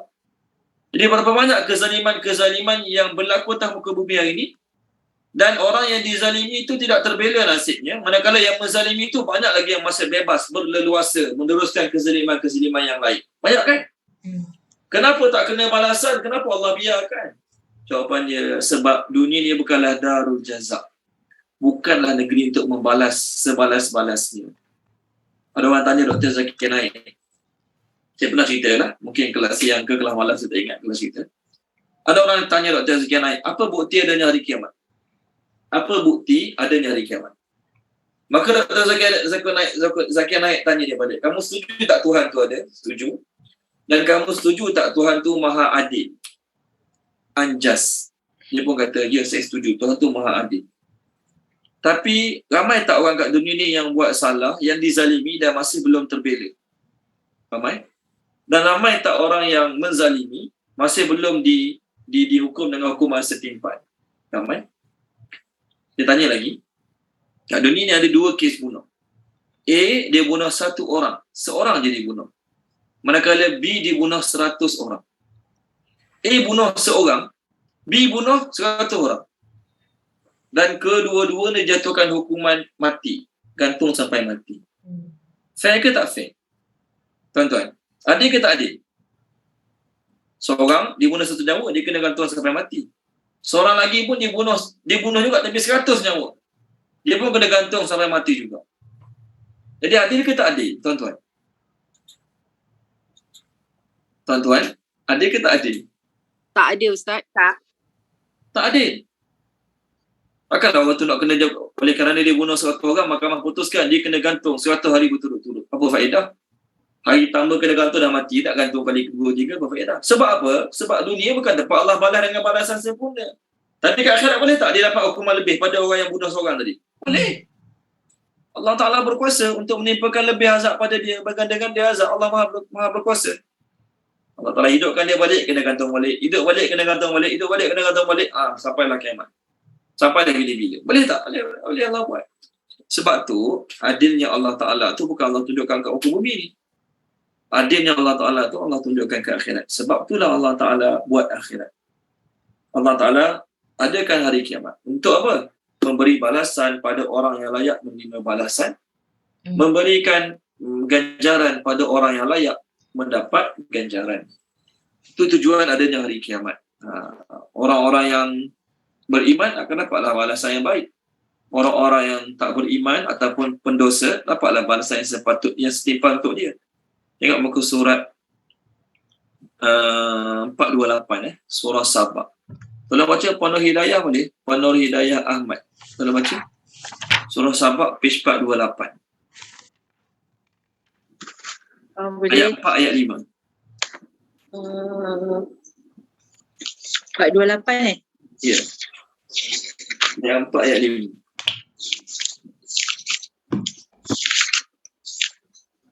Ayat ke? 4 dan 5. Okay, bismillahirrahmanirrahim. Agar dia Allah memberi balasan kepada orang yang beriman dan mengerjakan kebaikan. Mereka memperoleh keampunan dan rezeki yang mulia iaitu syurga. Nombor 5, dan orang-orang yang berusaha untuk menentang ayat-ayat kami dengan anggapan mereka dapat melemahkan, iaitu menggagalkan azab kami, mereka itu akan memperoleh azab, iaitu azab yang sangat pedih. Okey, terima kasih Puan Nur Hidayah. So perkataan pertama diterjemah tadi oleh Puan Hidayah, agar. Nah, senang cerita, kenapa Allah buat hari kiamat? Kenapa Allah catat semua amal-amal kita? Agar supaya Allah membalas orang beriman dengan balasan yang sesuai, dan orang-orang yang berusaha menentang ayat Allah, untuk mereka pun dapat balasan yang sesuai. Itu azab yang pedih. Na'udzubillah min zalik. Allah Ta'ala, sambung-sambung ayat kita ni, Allah Ta'ala sangat cepat penghisabannya. Ada dua hadis mengenai hari hisab ni. Pertama, Allah Ta'ala menghisab seluruh manusia bagaikan setengah hari. Pendapat kedua, hadis yang kedua, Allah Ta'ala menghisab seluruh manusia sekadar sepemerahan susu. Siapa pernah perah susu kambing, perah susu lembu, berapa lama ambil masa perah susu kambing, susu lembu? Sejam, setengah jam, tak sampai pun. Jadi sebagaimana cepatnya seseorang memerah susu binatang, macam itulah cepatnya Allah Ta'ala settlekan segala penghisapan. Bagi Allah, ianya terlalu cepat, mudah, ringkas. Kat dunia kat atas cakap kat dunia lah, kat Malaysia ni, kes mahkamah bertambun-tambun. Kes kat mahkamah tu bertambun-tambun. Satu-satu kes tu sebelum dijatuhkan hukuman, bicara 2-3 tahun dulu. Tahun ni dituduh bersalah, mungkin 4 tahun depan baru dipenjarakan. Kerana apa kes bertambun-tambun? Nak settle ambil masa 4 tahun, 5 tahun. Contoh. Tak tahulah yang sebenarnya, tapi yang penting kita tahulah lama. Kat akhirat nanti, bagi Allah, seluruh manusia dia dihisab setengah hari ataupun satu pembahan susu saja tempoh dia. Sedang kita nak beritahu terlalu cepat. Sangat-sangat cepat tempoh Allah Ta'ala menghisab seluruh manusia. Cuma, setiap manusia tu je, dia merasakan lamanya turn dia nak sampai. Setiap manusia tu dia merasakan lambat gila dia nak sampai. Kita akan rasa lama, tapi di sisi Allah, benda tu sangat-sangat cepat. Siapa akan menghadapi hari hisab ni? Kita semua lah, sama ada orang Islam ke, orang kafir ke, orang Islam amat agama ke, tak amat agama ke, semua akan menghadapi hari hisab. Tapi apa malangnya? Tengok muka surat 322. 322, tolong baca dia boleh. Wan Izawani, ayat 1, surah Al-Anbiya ayat 1. Bismillahirrahmanirrahim. Telah hampir datangnya kepada manusia hari perhitungan amalnya, sedangkan mereka dalam kelalaian lagi berpaling daripadanya. Kita semua ni dah ambil pengajaran. Allah kata hari penghisapan kita makin lama makin dekat. Tapi kita masih lagi dalam kelalaian. Sibuk dengan benda-benda tak ada faedah. Sibuk dengan benda-benda yang merugikan akhirat. Sedangkan hari, tuan-tuan, orang ada kes kat mahkamah, semakin dekat dengan hari perbicaraan, semakin tak tenang hidup dia. Semakin tak lalu makan. Orang ada perbicaraan kat mahkamah. Walaupun dia tak bersalah. Tapi semakin dekat hari perbicaraan untuk dia, semakin dia risau, semakin dia takut, semakin dia tak senang duduk. Hari-hari WhatsApp, Ustaz tolong sembahyang hajat, ajak budak-budak. Ustaz tolong doakan, tolong. Baguslah. Walaupun dia tak bersalah, dia tak risau. Kalau orang tu bersalah, lagilah tak senang duduk. Orang tu memang dia tahu dia bersalah. Dan mahkamah pun dah bicara tentang dia 2-3 kali dah. Mungkin last kali perbicaraan dia tahun depan ke contoh. Jadi, lagilah dia tak senang duduk bila dia tahu dia bersalah. Senang cerita, perbicaraan kat mahkamah ni, orang tu bersalah ke, orang tu tak bersalah ke, hari perbicaraan adalah hari yang sangat merisaukan dia. Sama juga tuan-tuan, hari kiamat nanti penghisabannya lagi teruk. Sama ada kita pendosa ke kita bukan pendosa, kita tetap kena risau akan hari kiamat tersebut. Okey, ayat terakhir. Haza inilah balagun, penyampaian. Jadi balagun, penyampaian. Bagi An-nas, manusia. An-nas, manusia. Inilah ni refer pada Al-Quran. An-nas tu manusia. Hadza balagun linnas. Wa dan agar ataupun supaya yunzaru, mereka diberi ancaman. Yunzaru, mereka diberi ancaman. Bihi dengannya, dengan Al-Quran. Bihi dengannya, dengan Al-Quran. Wa dan li agar ataupun supaya. Li agar ataupun supaya. Ya'lamu mereka mengetahui. Ya'lamu mereka mengetahui. Okey. Annama bahawasanya. Huwa dialah. Ya Allah tu maksudnya Allah lah. Huwa dialah maksudnya Allah. Ilahun Tuhan. Ilahun Tuhan. Wahidun yang satu. Wahidun yang satu. Wa dan li supaya yadzakkara mengambil pengajaran. Yadzakkara mengambil pengajaran. Ulul albab oleh ulul albab, orang-orang yang bijak, orang-orang yang berakal. People of understanding. Ulul albab tu orang bijak, orang berakal, orang pandai, orang ceria gawat, tak kisahlah. Perkataan albab berasal pada perkataan labib. Labib, orang bijak pandai. Okey, tolong terjemahkan dia. Puan Rahimah, terjemahkan Puan Rahimah boleh? Bismillahirrahmanirrahim. Inilah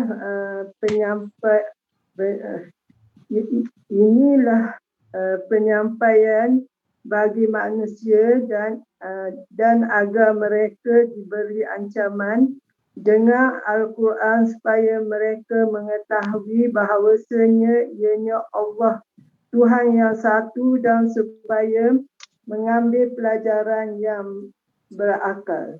Oleh orang-orang yang berakal. Oleh orang-orang yang berakal. Okey, baik. Terima kasih Puan Rahimah. Perkataan kita sekarang balagh. Allah kata Quran ni adalah balagh. Maksud apa maksud balagh?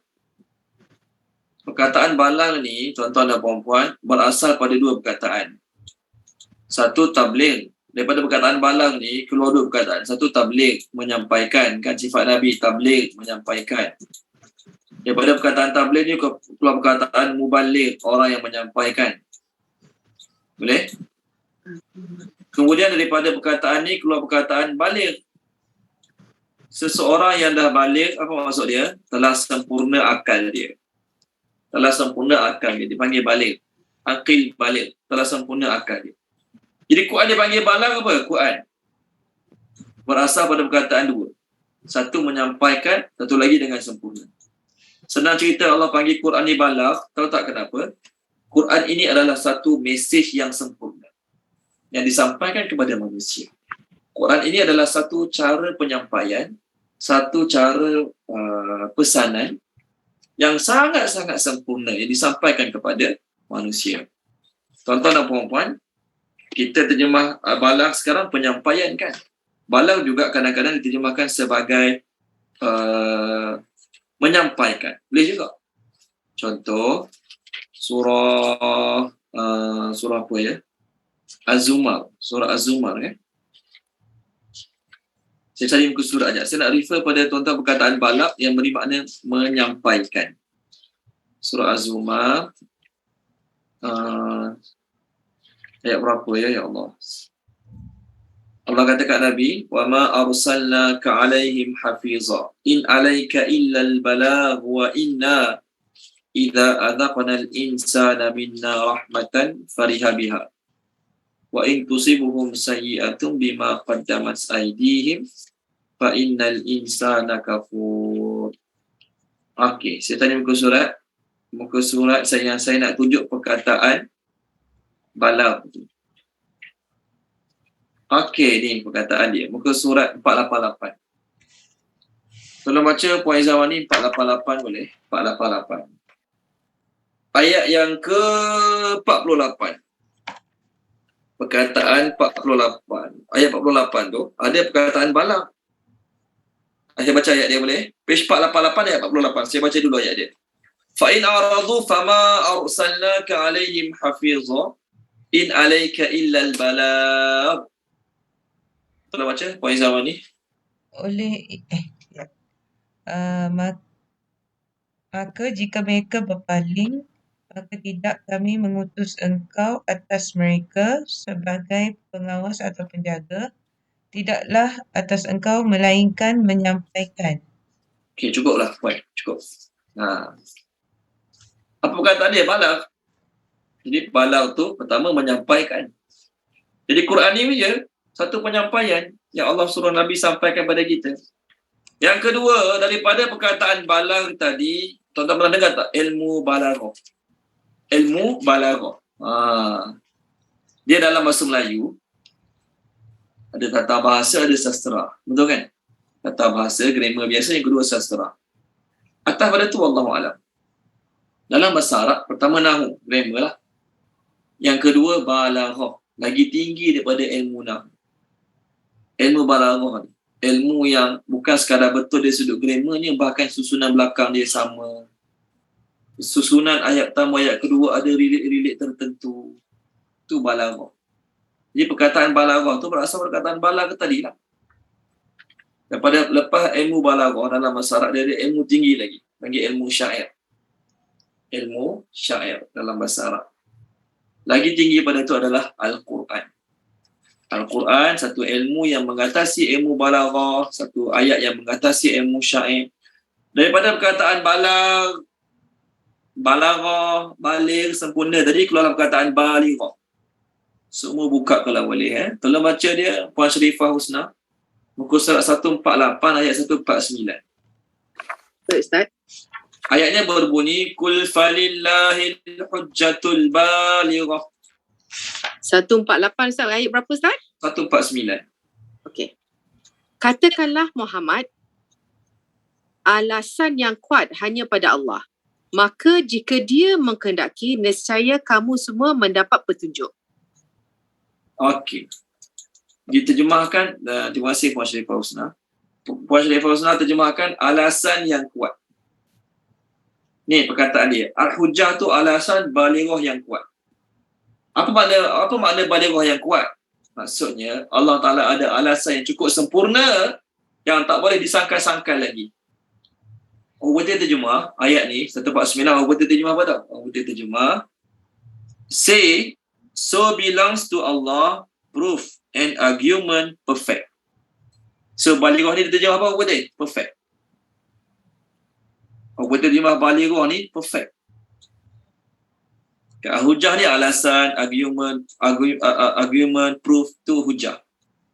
Jadi tuan-tuan dan puan-puan, Quran ni dipanggil balagh kenapa? Kerana satu penyampaian yang perfect. Ni balighah ni. Nampak? Satu penyampaian yang sempurna. Okey? Tu maksud balighah. Tu maksud balagh. Jadi Allah kata kat Nabi, tuan-tuan dan puan-puan, dalam ayat ni, hadza balagun. Inilah satu penyampaian, mesej yang sangat sempurna bagi manusia. Manusia tak boleh kata, aku tak faham. Aku dah baca tapi tak faham. Orang Arab lah ni. Kita orang Melayu, orang India, orang Cina tak baca tak faham. Tak apa, tak berdosa pun. Cuma kalau dapat faham, lagi baik. Okey. Allah Ta'ala kata, ini adalah penyampaian yang sempurna. Yang mana tidak ada takut tam. Yang mana tidak akan dipersoalkan oleh mana-mana ahli bahasa. Kadang-kadang surat-surat daripada pihak kerajaan pun orang boleh komplain lagi kan. Surat tu daripada pihak kerajaan. Tapi tak kena susunan huruf, tak kena panjang, tak kena huruf besar, huruf kecil. Perenggan tak kena, ayat tak sesuai, perasa tak phrase tak sesuai. Kita boleh condemn ayat-ayat manusia ni. Walaupun daripada surat rasmi kerajaan. Walaupun daripada surat diraja. Walaupun surat tu daripada pihak universiti, kadang-kadang kita boleh komplain lagi. Ada benda-benda yang tak bagus. Kita kata apa? Universiti yang dah surat kat kita kata apa? Kita yang dah belajar bahasa Inggeris, ayat ni betul. Tapi nampak macam ayat sekolah rendah. Patutnya kalau universiti tak sesuai lah guna perkataan ni. Gunalah perkataan-perkataan yang lagi sesuai. Contoh. Jadi orang masih boleh pertikaikan. Kalau ayat-ayat manusia biasa ni lah. Tapi Quran ayatnya adalah balighah, perfect, sempurna. Pakar bahasa, ahli bahasa tidak akan condemn, tidak akan tidak akan mengatakan ayat ni betul tapi kalau guna ni lagi baik. Tak ada. Orang-orang ahli bahasa tidak akan menggunakan kata-kata tersebut. Tuan-tuan dan puan-puan, ayat ni sangat cocok dengan Allah kata Quran ni adalah penyampaian yang sempurna, mesej yang sempurna bagi manusia. Jadi apa tujuan dia? Allah hantar Quran, Allah hantar Nabi dengan gaya bahasa yang paling sempurna ni. Tujuan dia pertama, agar manusia semua sekali ambil pengajaran, menjadi pengajaran, bukan pengajaran, yuzaru ni diberi ancaman. Kita semua orang kafir ke orang Islam diberi ancaman dengan Quran ni. Jangan buat tu, jangan buat ni. Yang pertama. Yang kedua, supaya orang-orang kafir yang sembah berhala tu mengetahui bahawasanya bila dia kaji Quran, bila dia baca Quran, dia boleh tahu yang Allah itulah Tuhan yang Esa. Selain Allah tak layak dianggap sebagai Tuhan langsung. Walaupun kuat, gagah dan sebagainya, tak layak jadi Tuhan. Yang ketiga ni untuk kita jugalah. Orang-orang ulul albab, dia baca Quran bukan sekadar baca Quran, tapi dia akan dapat pengajaran. Dia tak akan kata, ayat ni untuk orang kafir. Ayat ni untuk Yahudi. Ayat ni untuk umat Nabi Nuh dulu. Ayat ni untuk orang musyrikin zaman Nabi Muhammad. Ayat ni untuk munafik kat Madinah. So untuk awak, tak ada ayat untuk saya. Tak ada pun Allah turunkan ayat untuk saya sebab saya dah bagus. Tuan-tuan, ulul albab dia akan anggap semua ayat tu untuk dia. Semua ayat tu Allah Ta'ala nak bagi pengajaran untuk dia walaupun cerita bukan orang lain, tu ulul albab. Maksudnya kalau kita masih lagi merasakan, ni bukan untuk aku. Ustaz kata tadi untuk orang Yahudi. Ustaz kata tadi celaan tu untuk musyrikin Mekah, bukan untuk aku. Kalau dia masih lagi fikir sedemikian, maka dia tak boleh jadi ulul albab. Dia baru taraf Ahmad albab. Ulul albab ni, semua kisah-kisah dalam Quran dan pengajaran. Contoh ayat akhir surah Yusuf. Tolong baca boleh? Puan Nur Azhar, tolong baca Puan Nur Azhar. Surah Yusuf. Ayat 100. Last kali. Bukan 100, 111. Muka surat 248. Bukan sekadar surah Yusuf. Maksudnya mana-mana kisah Nabi pun, orang ulul albab dia akan ambil pengajaran. Boleh Puan Nur Azhar? Muka surat 248 ayat 111. A'udzubillahi minasyaitonirrajim. Sesungguhnya pada kisah-kisah mereka itu terdapat pelajaran bagi orang yang mempunyai akal. Al-Quran itu bukanlah cerita yang dibuat-buat, akan tetapi membenarkan yakni kitab-kitab yang sebelumnya dan menjelaskan segala sesuatu dan sebagai petunjuk dan rahmat bagi kaum yang beriman. Panjang yang Puan Azhar baca tu. Poin saya sikit je. Laqad kana fi qasasihim ibratun li ulil albab. Dalam kisah-kisah para nabi ni ada ibrah, lesson, pengajaran bagi ulul albab. Jadi walaupun ayat-ayat kita bincang tadi untuk orang tua, orang nyawa ni, semua tu lesson bagi kita. Kita kena lagi menjauhi sifat-sifat tak baik. Dan kita kena berusaha lagi meniru sifat-sifat baik yang Allah cerita pada Nabi dan para sahabat yang kita dengar dalam Al-Quran. Okey. Apa saya nak beritahu tadi? Kalau kita belajar balaghah, kita tengok pembukaan dengan penutup surah Ibrahim ni sangat cocok.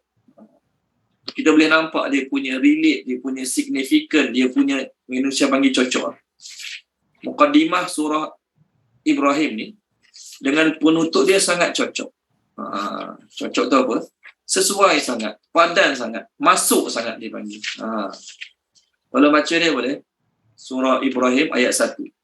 Puan Maisarah telah baca. Muka surat 255 ayat 1 surah Ibrahim. 255.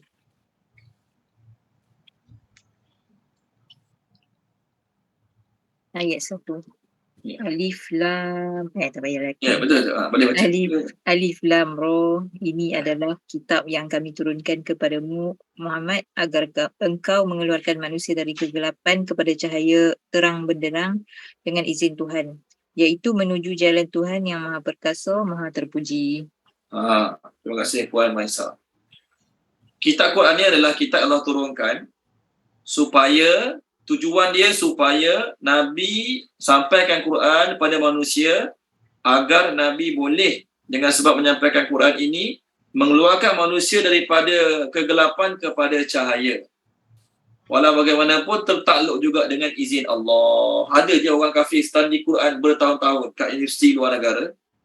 Dia lagi pakar pada guru-guru tafsir kat Malaysia ni. Guru-guru tafsir satu ayat tu boleh terangkan 2-3 tafsiran dia. Tapi orang yang kafir yang masuk kelas tafsir kat luar negara, bukan Islam lah. Kadang-kadang satu ayat tu dia boleh sampaikan sampai 5-6 tafsir, 7-8 tafsir boleh. Tapi tetap tak beriman juga. Kenapa? Tetap tertakluk dengan izin Allah. Jadi Allah kata, Allah turunkan Quran pada Nabi Muhammad agar Nabi Muhammad pendakwah pertama Al-Quran ini boleh mengeluarkan manusia daripada kegelapan kepada cahaya dengan izin Allah menuju kepada jalan Al-Aziz lagi Al-Hamid. Itu mukaddimah surah Ibrahim. Penutup, Allah kata, Quran yang Muhammad dah sampaikan pada kamu tu adalah satu mesej yang sempurna sangat. Kenapa? Kerana ayat-ayat di mesej tu sempurna, messenger tu pula sempurna juga. Kadang-kadang mesej tu sempurna tapi tukang sampai tu serabut je hidup dia. Dia cerita kat orang, kita kena jujur, kita kena amanah. Dia cerita kat orang, kita kena jujur, kita kena amanah. Penting integriti. Tapi kita kenal dia, kita tengok dia, hutang orang tak bayar. Okey, hutang orang tak bayar. Duit tak bagi pun kat mak ayah bulan-bulan. Lepas tu cakap pasal integriti. Dia hari-hari masuk office lambat. Contoh. Walaupun apa dia sampaikan tu betul, termasuklah ustaz-ustaz hari ni pun, saya pun termasuklah juga kadang-kadang. Kadang-kadang walaupun apa yang disampaikan tu betul, tapi dia tu sendiri cakap tak serupa bikin. Kita kena bersabar tuan-tuan. Sabar tu rezeki daripada Allah. Dia keluar masjid, orang blok kereta dia.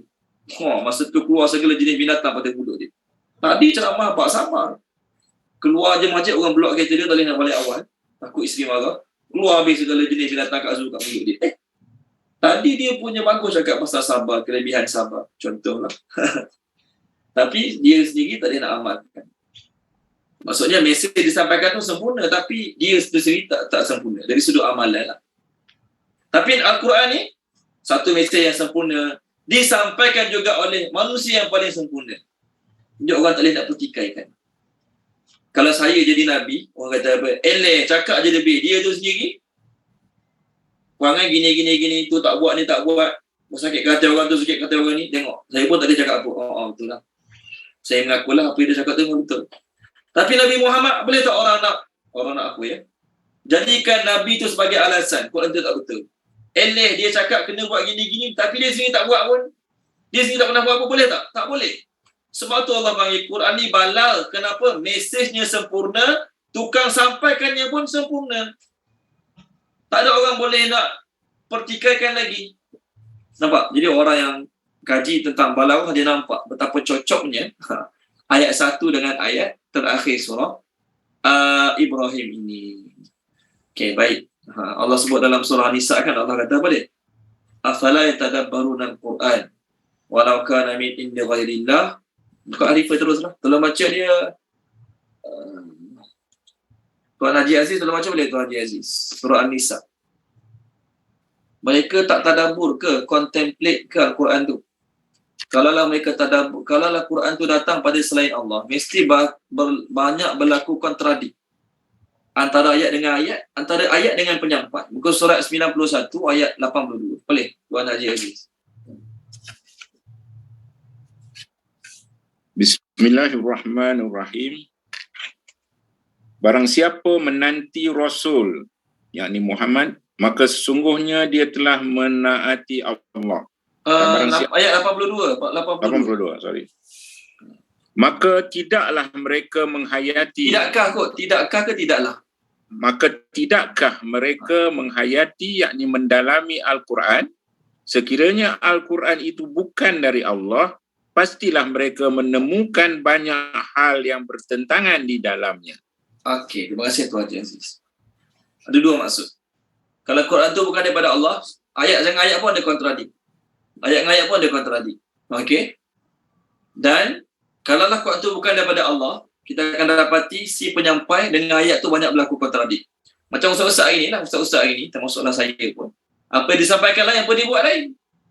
Dia sampaikan kita kena jaga mata, tuan-tuan. Kita kena jaga mata, tuan-tuan. Nak fokus dalam ibadat, jaga mata, tuan-tuan.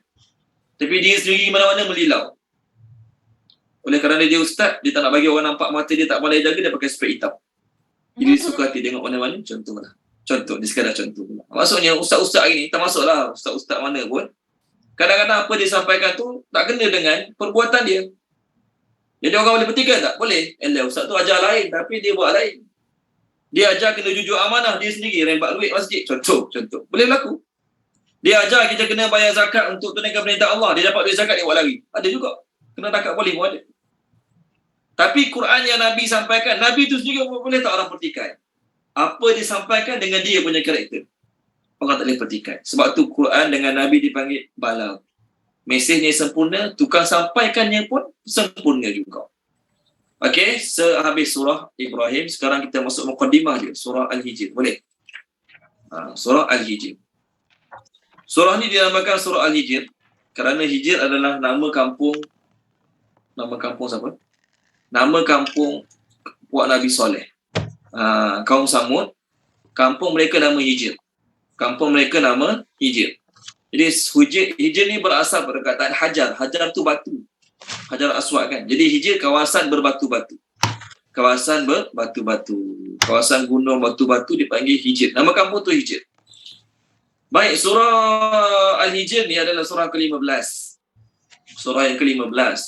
Daripada susunan lah. Al-Fatihah, Al-Baqarah, Al-Imran, An-Nisa ni surah ke-15.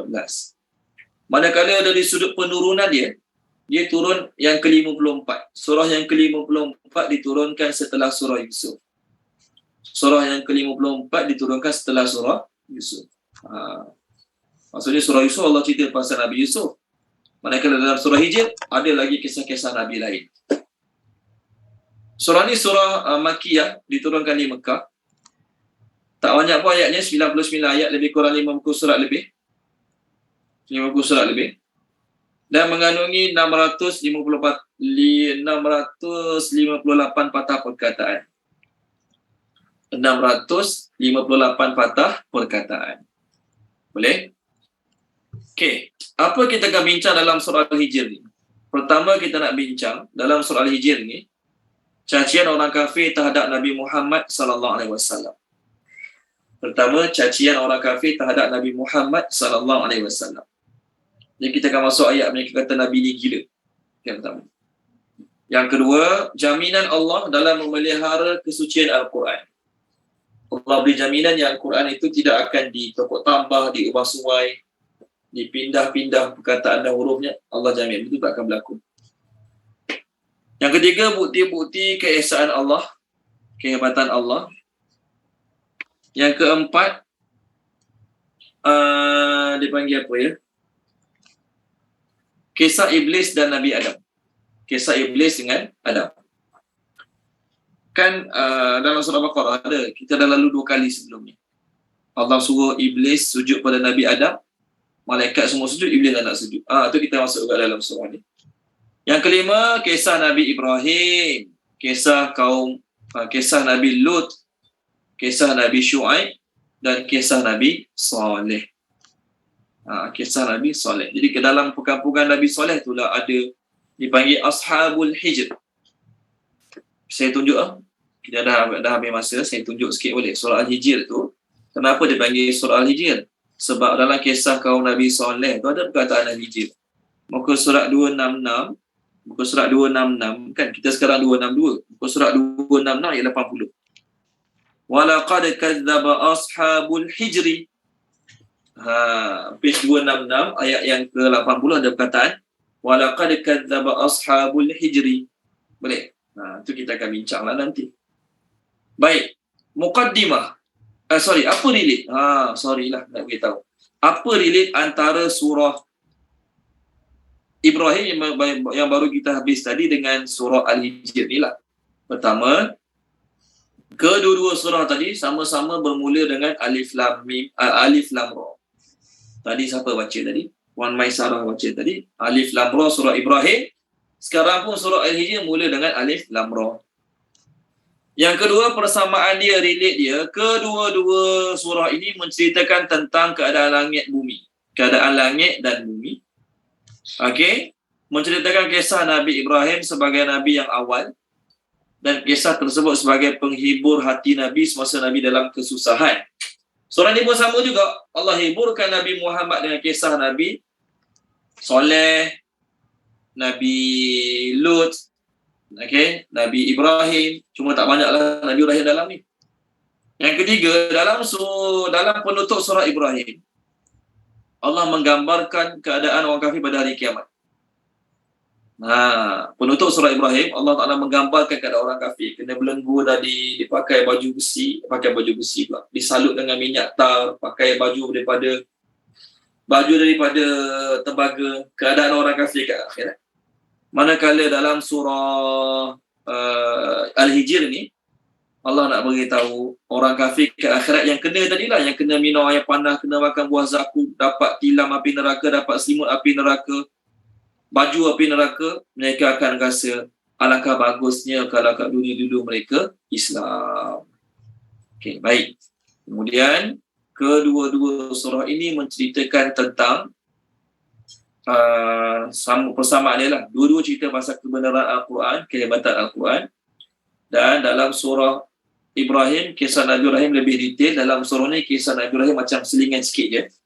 Sebab malaikat datang untuk azab kaum Nabi Lut singgah sebentar rumah Nabi Ibrahim. Itu je. Bukan yang kisah secara keseluruhan, bukan. Kemudian kedua-dua surah menceritakan dengan detail sifat-sifat orang kafir dan keadaan mereka pada hari kiamat. Muqaddimah surah Al-Hijr. Muqaddimah surah Al-Hijr, Allah Ta'ala nak beritahu orang kafir punya keadaan pada hari kiamat macam mana. So kat dunia kau biarkan mereka. Tak ambil tahulah, biarlah mereka buat nak buat. Ni Muqaddimah surah Al-Hijr, Allah nak beritahu Nabi, orang kafir kat akhirat nanti gini. So kat dunia ni biar je dulu. Itu pertama. Yang kedua, biar-biar pun kamu kena teruslah amal kamu. Bukanlah maksudnya kamu biar orang kafir, kamu pun dah tak teruskan amal kamu. Kamu kena dakwah, kamu kena sampaikan. Kamu kena dakwah, kamu kena sampaikan. Lepas kamu dakwah, kamu sampaikan, dia tak nak dengar, biar je lah. Biar je. Sebab kalau kamu tak biar, kamu duduk, putih Indonesia panggil, kamu masih pusing. Kamu masih fikir, kalau tak serabut fikir, kenapa tak beriman. Nanti kamu jadi serabut. Betul kan? Jadi Allah cakap kat Nabi penutup surah Al-Hijr, tolong baca boleh, page 267. Siapa nak baca page 267? Tolong baca dia, Tuan Haji Rashid boleh, Tuan Haji Rashid. Page 267, ayat 97, 98, 99. Ini penutup surah Al-Hijr. Maksudnya Allah cakap kat Nabi awal-awal, orang kafir kat akhirat nanti gini. So kat dunia ni, setelah kau sampaikan, kau biar je lah mereka makan puas-puas, enjoy puas-puas, tak payah sebut kalau tak fikir. Ini Allah. Kalau kau fikir juga lebih-lebih pasal mereka ni akan berlaku. Kalau baca, 97, 98, 99. Bismillahirrahmanirrahim. Dan sungguh kami mengetahui bahawa dadamu menjadi sempit disebabkan apa yang mereka ucapkan. 98, maka bertasbihlah dengan memuji Tuhanmu dan jadilah engkau di antara orang-orang yang bersujud. 99, dan sembahlah Tuhanmu sampai yakin iaitu ajal datang kepadamu. Okey, terima kasih Tuan Haji Rashid. Awal-awal Allah kata orang kafir macam dekat daripada hari akhirat. Penutup Allah kata, tak payah nak sepik-sepik kalau tak ada fikir pasal mereka, continue amal kamu saja. Kamu dah sampaikan dah apa aku suruh sampaikan. Mereka tak nak dengar, bukan urusan kamu lagi. So kamu sekarang kena banyakkan tasbih, banyakkan bersujud sampai kamu mati. Settle masalah kamu. Dia orang, biar aku settle. Seolah-olah macam tu lah. Okay, kita berhenti sini dulu. Sama minggu depan insya-Allah. Boleh? Apa yang baik pada Allah SWT, apa yang tak baik daripada kekurangan kelemahan saya, minta maaf pada tuan-tuan, minta ampun pada Allah SWT. Bismillahirrahmanirrahim.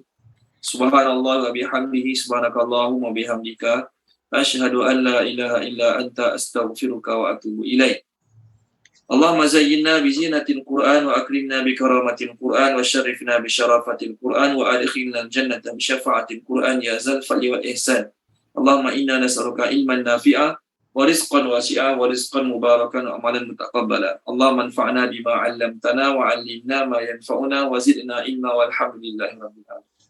Terima kasih banyak semua. Assalamualaikum. Jumpa lagi minggu depan insya-Allah. Terima kasih Ustaz. Terima kasih Ustaz. Assalamualaikum. Jumpa lagi insya-Allah. Sama-sama semua.